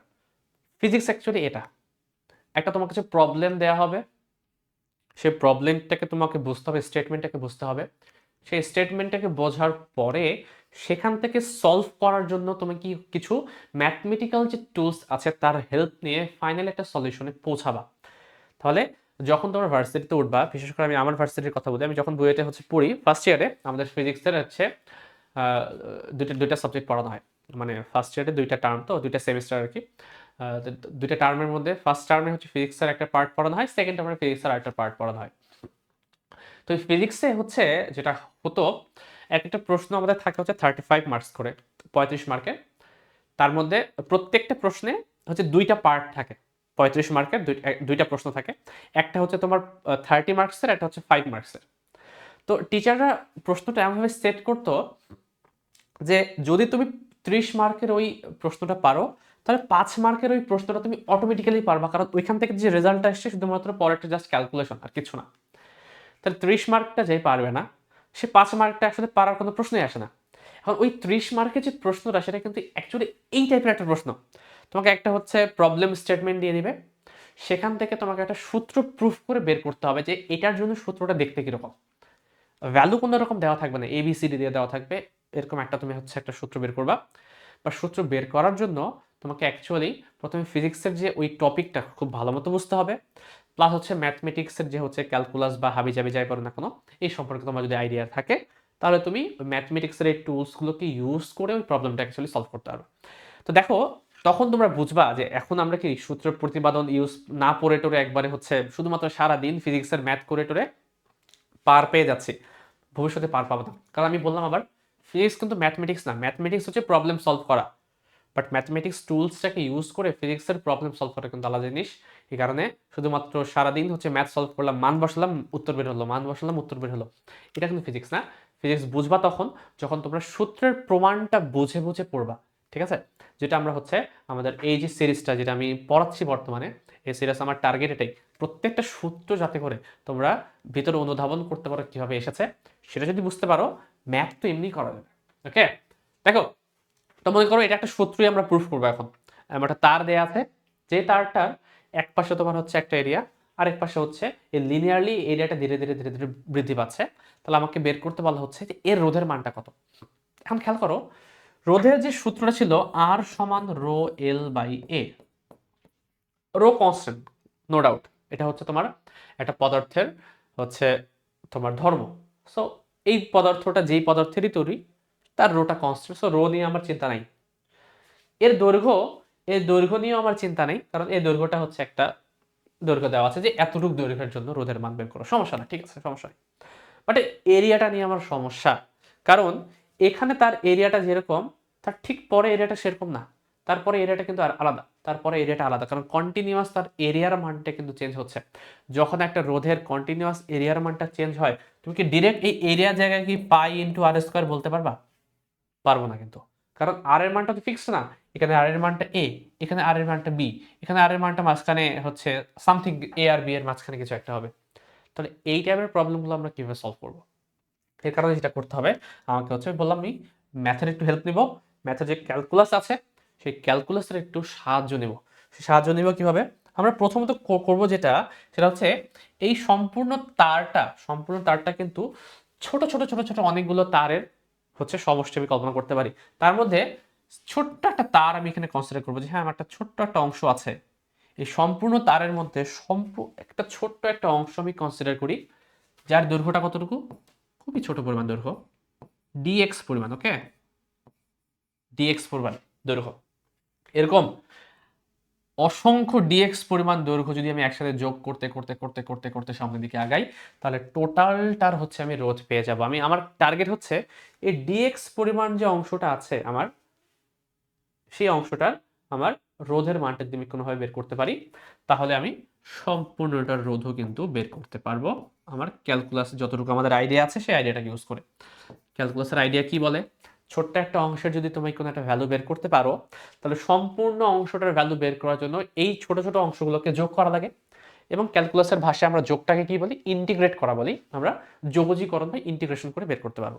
তো সেই কাজটা করবো। দেখো, এই ছোট্ট একটা অংশ আছে যার তোমার দৈর্ঘ্যটা হচ্ছে ডিএক্স পরিমাণ দৈর্ঘ্যের একটা তার আমি স্ট্রিপ নিয়েছি, এটাকে স্ট্রিপ বলে ইংলিশে, ওকে, এটা সেকশন নিয়েছি যার দৈর্ঘ্য হচ্ছে ডিএক্স পরিমাণ। এই ডিএক্স পরিমাণ অংশের এই যে দৈর্ঘ্যটা আছে, এই দৈর্ঘ্যের যদি আমি হচ্ছে এরিয়া বের সরি এর যদি হচ্ছে আমি রোধ বের করতে চাই, তাহলে খুবই সামান্য পরিমাণ একটা রোধ পাবো, যে রোধের মানটা হবে ডি আর সমান রো এল বাই এ, সূত্র না, rho L by A, but সামান্য পরিমাণ দৈর্ঘ্যটার আমি অংশটার আমি দৈর্ঘ্য কি ডিএক্স ধরেছি, তাহলে rho into D X divided by A. এ আচ্ছা, এ মানে কি বলতো? যেহেতু এটা একটা বৃত্তাকার ক্রস সেকশন, তার মানে এই সামান্য পরিমাণ যে অংশটা আছে, দৈর্ঘ্যটা আছে, পদার্থটা আমি নিয়েছি, এর অবশ্যই একটা এরিয়া থাকবে। এই এরিয়া তোমার ব্যাসার্ধ থাকবে। আমি কল্পনা করি এর যে ব্যাসার্ধটা, এর ব্যাসার্ধটা হচ্ছে তোমার স্মল আর পরিমাণ। আমি স্মল আর এর একটা ভ্যালু বের করার চেষ্টা করবো একটু পরে, দেখো। তাহলে আমি যদি বলি, ঠিক আছে, এর ব্যাসার্ধ যদি এই ছোট অংশটা যেহেতু আমি রোধ বের করতে যাচ্ছি, ছোট্ট পরিমাণ রোধ, তাহলে ছোট্ট পরিমাণ হচ্ছে দৈর্ঘ্যের সাথে এতটুকুর এরিয়াটাকে গুণ করতে পারলেই হয়ে আছে। এতটুকুর এরিয়া কি? পাই ইন্টু এই আর এর স্কোয়ার না? তাহলে আমি বলি পাই আর স্কোয়ার। দেখো এখন এটা আসবে কি? ডি আর সমান rho into D X into pi R square. এখন সমস্যা হচ্ছে এই আরটাকে আমরা কিভাবে একটু ডিফাইন করতে পারি? আর এর ভ্যালুটা কি এ এবং বি এর সাথে কি সম্পর্কিত? একটু খেয়াল করো তো, আর কি ভ্যারিয়েবল একটা রাশি? যখন আমি এই যে অংশটা ডিএক্স পরিমাণ অংশটা যদি আমি এখানে না নিয়ে এখানে নিতাম, তাহলে এর যেটা আর এর মান, এই আর এর মান কি সেম? না, অবশ্যই সেম না। তার মানে দেখা যাচ্ছে দৈর্ঘ্যের সাথে সাথে আর এর মানটা কিন্তু চেঞ্জ হয়ে যাচ্ছে। তো ইন্টিগ্রেশনের একটা রুল আছে। ইন্টিগ্রেশনের রুল হচ্ছে, তুমি যদি ইন্টিগ্রেট করতে চাও কোনো একটা জিনিসকে, আমি যদি চাই যে এখান থেকে টোটাল রোধের মানটা বের করব, তাহলে এই পাশে যে পোর্শনটা থাকবে সেটা হচ্ছে একটা মাত্র ভ্যারিয়েবল সেখানে থাকতে পারে, সেখানে দুইটা ভ্যারিয়েবল থাকতে পারে না। ডিএক্সটা আমি ছোট্ট পরিমাণ অংশ নিয়েছি, তার মধ্যে আরটা কিন্তু একটা ভ্যারিয়েবল রাশি। তাহলে এক্স এর সাথে আর এর কি কোনো সম্পর্ক আছে কিনা, সেই সম্পর্কটা একটু বোঝার চেষ্টা করতে হবে আমাকে। যে দৈর্ঘ্যের সাথে সাথে আর এর মানটা কিন্তু চেঞ্জ হচ্ছে, তার মানে এক্স এর সাথে আরটা কিন্তু ভ্যারি করছে। তাহলে দুইটা ভ্যারিয়েবল কিন্তু এখানে যদি থাকে, তুমি চাইলেও সেখানে ইন্টিগ্রেট করতে পারবে না যতক্ষণ না পর্যন্ত দুইটা ভ্যারিয়েবলের মধ্যে তোমার কোনো সম্পর্ক তুমি না জানো। একটা কাজ করবো, এই সম্পর্কটা আমরা বের করার চেষ্টা করবো যে এই আর এর সাথে দৈর্ঘ্যের সম্পর্কটা কি। দেখো তো, আমি এখান থেকে এই পাশ থেকে সব ক্যালকুলেশন শুরু করছি। তাহলে এখান থেকে কত দূরত্বে আমি অংশটা নিয়েছি বলো তো? আমি জানি না, আমি এটা নামকরণ করি, বরং এক কাজ করি, আমি কল্পনা করি আমি এখান থেকে শুরু করে এক্স দূরত্বে এই অংশটা নিলাম। তাহলে এক্স এর ভ্যালু যখন জিরো, তখন ব্যাসার্ধের মান ছিল এ, এক্স এর ভ্যালু যখন একটু সামনের দিকে আমি আগালাম তখন ব্যাসার্ধটা কিন্তু এ নাই, আর একটু এর থেকে বড় হয়ে গেছে। আমি আরো যাচ্ছি, যেতে যেতে যেতে যেতে যখন আমি এল পরিমাণ দৈর্ঘ্যে চলে গেলাম তখন ব্যাসার্ধের মান কিন্তু বি হয়ে গেল। তো আমরা দেখতে পাওয়া হচ্ছে প্রত্যেক এক্স এর ভ্যালুর উপর এই আর এর মানটা কিন্তু ভ্যারি করছে। এটাই বললাম যে এক্স এর সাথে কিন্তু আর কিন্তু কনস্ট্যান্ট না, একটা ভ্যারিয়েবল, একটা রাশি। যখনই হচ্ছে ইন্টিগ্রেশনের রুল কি বললাম, যখনই হচ্ছে দুইটা ভ্যারিয়েবল থাকলে তুমি ইন্টিগ্রেট করতে পারবে না যতক্ষণ না পর্যন্ত এই দুইটার মধ্যে কোনো একটা রিলেশন বের করতে পারছো। আমার টার্গেট হচ্ছে এক্স এর সাথে আর এর কোনো একটা রিলেশন বের করা। কিভাবে করব দেখো, করার জন্য আমরা যেটা করব, এক কাজ করব, আমরা সরল লেখার একটু কনসেপ্ট অ্যাপ্লাই করবো এখন। ওকে, সরল লেখা। দেখো তো, আমি যদি এইখানে একটা লাইন টানি, এই রেখার সমান্তরাল করে একটা রেখা এখানে আঁকলাম,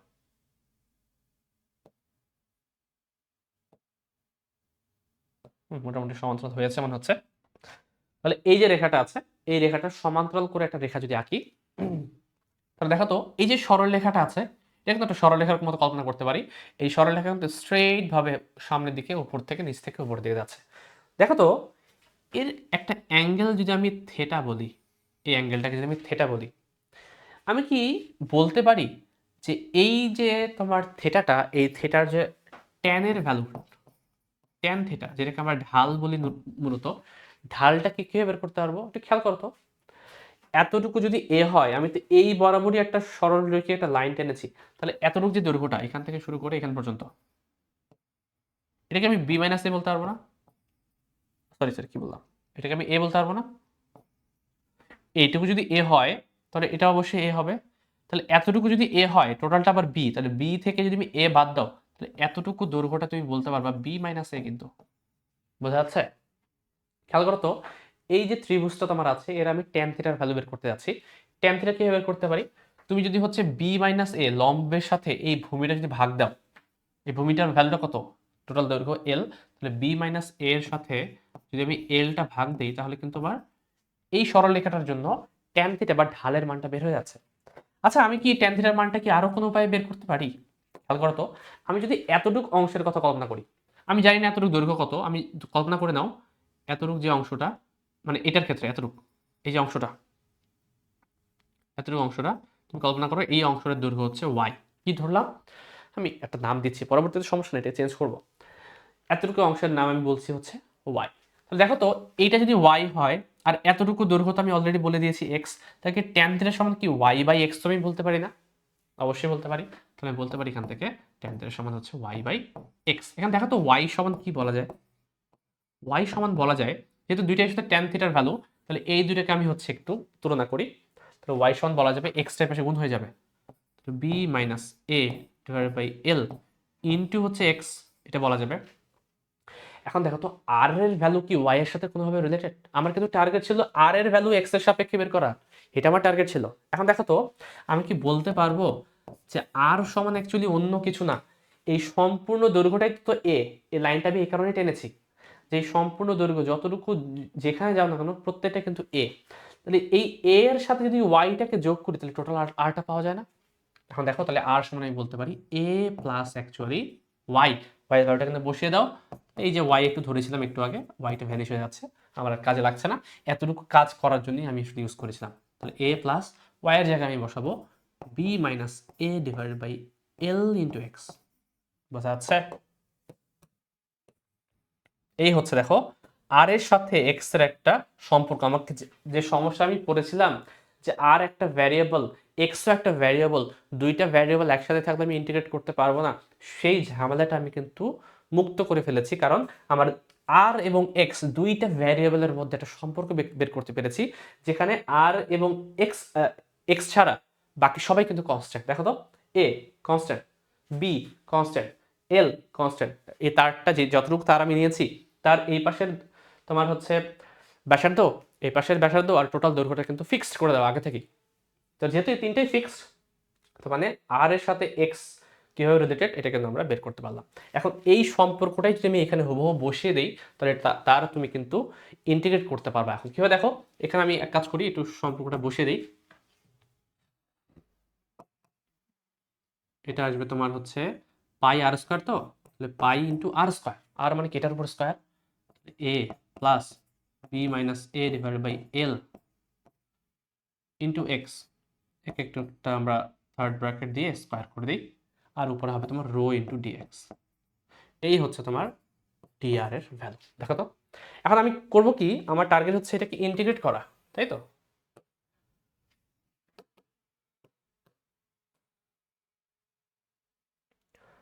তো ইন্টিগ্রেশন করার জন্য এখন কিন্তু ইন্টিগ্রেট করতে পারবো। দেখো তো কেন পারবো, তোমরা কল্পনা করতে পারছো? যারা ইন্টিগ্রেশন খুব ভালো বোঝো তারা কিন্তু বুঝতে পেরেছো অলরেডি যে এখন ইন্টিগ্রেশন করা কোনো ঝামেলা না, কারণ এই পাশে আর আর নাই, এই ইকুয়েশনে আর নাই, শুধুমাত্র একটাই ভ্যারিয়েবল আছে, সেটা x. Rho, pi, A, B, এল সবই কিন্তু কনস্ট্যান্ট, শুধুমাত্র হচ্ছে ভ্যারিয়েবল হচ্ছে এক্সটা, এবং তার সাপেক্ষে আমাকে ইন্টিগ্রেশন করতে হবে, তাহলে আমি ইন্টিগ্রেট করতে পারবো। তাহলে আমি যদি এখন চাই যে টোটাল ভ্যালুটা বের করে রোধে, তাহলে কি করব, উভয় পক্ষকে একটা ইন্টিগ্রেশন সাইন দিব। ইন্টিগ্রেশনের লিমিটগুলো বসাতে হয়। লিমিটটা কীভাবে বসাবো, এ পাশে হচ্ছে এক্স যেহেতু ভ্যারিয়েবল, তাহলে এক্স এর লিমিট বসাবো, যেহেতু আর ভ্যারিয়েবল তাহলে আর এর লিমিট বসাবো। তাহলে দেখো যখন তোমার হচ্ছে এক্স এর ভ্যালুটা 0 ছিল একদম এইখানে, তখন রোধের মান কত এটা আমি জানি না, ঠিক আছে? তাহলে এক্স এর ভ্যালু 0 থেকে শুরু করে আমি যদি এল পর্যন্ত চলে যাই, 0 যখন ছিল তখন রোধের মান আমাকে আপাতত 0 কল্পনা করো, কারণ কখন কোনো দৈর্ঘ্য ছিল না। যত হচ্ছে দৈর্ঘ্যটা তোমার বৃদ্ধি পেতে পেতে ওই দিকে চলে যাবে, যত হচ্ছে দৈর্ঘ্যটাকে বৃদ্ধি করব, তাহলে দৈর্ঘ্য যদি বৃদ্ধি পেয়ে আমি এল পর্যন্ত নিয়ে যাই, এল পর্যন্ত, তখন তোমার রোধের মান যদি আর হয়ে যায়, তাহলে 0 থেকে এল পর্যন্ত আমি যদি ইন্টিগ্রেট করি, তাহলে কিন্তু টোটাল যে তোমার এরিয়াটা রোধটা সেটা আমি পেয়ে যাবো। তো খেয়াল করো ডি আর কে ইন্টিগ্রেট করলে কি আসে, এই ইন্টিগ্রেশনটা আমরা পরে পেজে করি, ওকে?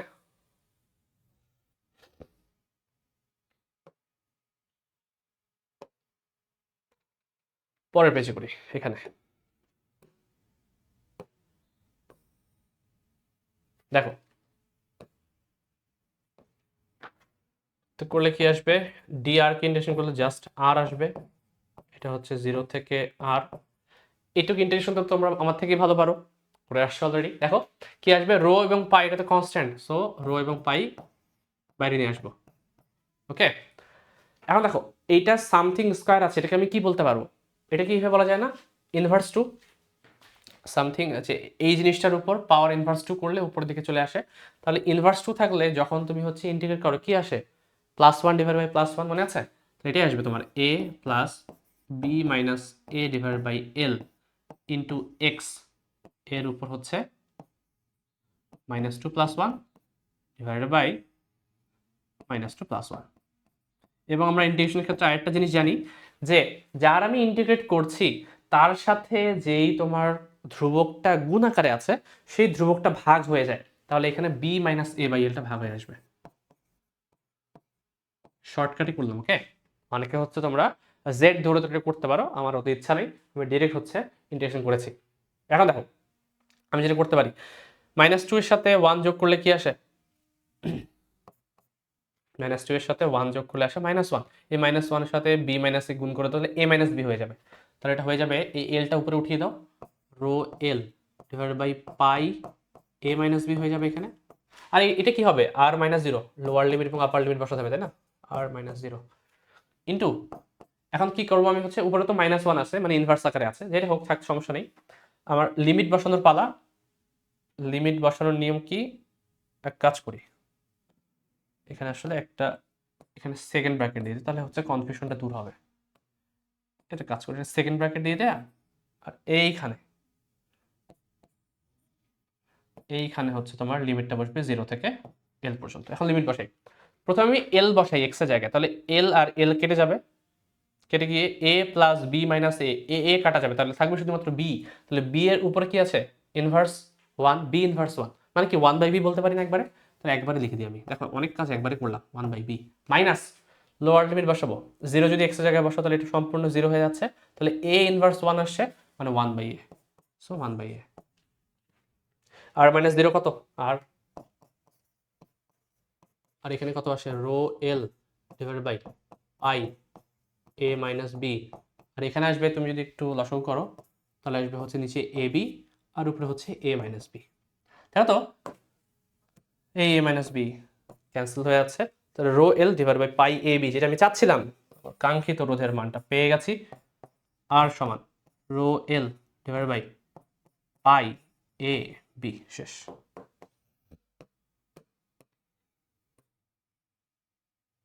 ঠিক আছে, দেখো বোঝা যাচ্ছে কিনা?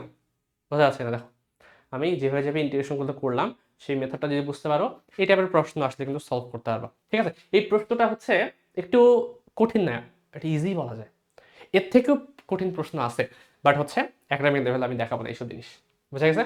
তো এই হচ্ছে আমাদের আজকের যে ম্যাথমেটিক্যাল যে পার্টটুকু, সেটা আমি জাস্ট একটা তোমাদের টাইপ টাইপ ঠিক না, একটা জিনিস হচ্ছে আলোচনা করতে ভুলে গেছি, সেই জিনিসটা একটু আলোচনা করব, হঠাৎ করে আমার মনে পড়লো, তাই একটু আলোচনা করব।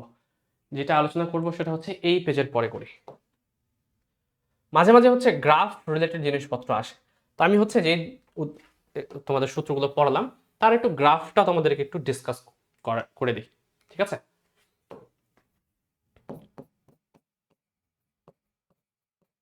কি কি গ্রাফ আসতে পারে? দুইটা হচ্ছে গ্রাফ ড্র করতে বলতে পারে, দুইটা টাইপের। সেই দুইটা গ্রাফ আমি একটু ড্র করা শেখাই তোমাদেরকে। মাঝে মাঝে বলে যে ঠিক আছে, রোধের সাথে তো আমি হচ্ছে দৈর্ঘ্যের আর এবং দৈর্ঘ্যের সম্পর্ক এবং ইয়ের সম্পর্ক, এরিয়ার সম্পর্ক পেয়ে গেলাম, তাহলে রোধের সাথে লেংথের একটা গ্রাফ তুমি ড্র করে আমাকে দেখাও। তাহলে এই গ্রাফটা ড্র করার জন্য কি করতে হবে? রোধের সাথে আর এর সম্পর্কটা জানতে হবে আমাকে। আমরা জানি রোধের সাথে এল এর যে সম্পর্ক সেটা হচ্ছে এটা, বা তুমি বলতে পারো আর সমান হচ্ছে কে এল, এটা বলা যায় না? আর সমান হচ্ছে কে এল। আচ্ছা, আর সমান যদি কে এল বলি, আরটা আছে আমার কোন অক্ষে? আরটা আছে তোমার হচ্ছে ওয়াই অক্ষে, এলটা হচ্ছে এক্স অক্ষে। তাহলে যেটা তোমার ওয়াই অক্ষে সেটাকে ওয়াই কল্পনা করতে হয়, যেটা এক্স অক্ষে সেটাকে তোমাকে এক্স কল্পনা করতে হয়। তাহলে এটা দেখতে কি ওয়াই সমান এম এক্স টাইপের কিছু না, যেখানে কে এর পরিবর্তে তুমি এম বলতে পারো। বোঝা যাচ্ছে? তার মানে এই যে গ্রাফটা দেখতে হবে, এই গ্রাফটা দেখতে অ্যাকচুয়ালি ওয়াই সমান এম এক্স গ্রাফের মতো হবে। এবার আমরা জানি ওয়াই সমান এম এক্স যে গ্রাফটা, সেটা হচ্ছে মূল বিন্দুগামী সরলরেখার একটা গ্রাফ। তাহলে আর এর সাথে এল এর দৈর্ঘ্যের সাথে কিভাবে রোধ চেঞ্জ হয় সমানুপাতিক হারে, সেটা যদি আমি গ্রাফে প্লট করতে চাইতাম, তাহলে গ্রাফিক্যাল একটা যে ভার্সনটা সেটা দেখতে এরকম হতো। সেম কাজটা আমরা করবো এখন এরিয়ার সাথে, যে সম্পর্কটা আমরা দেখলাম।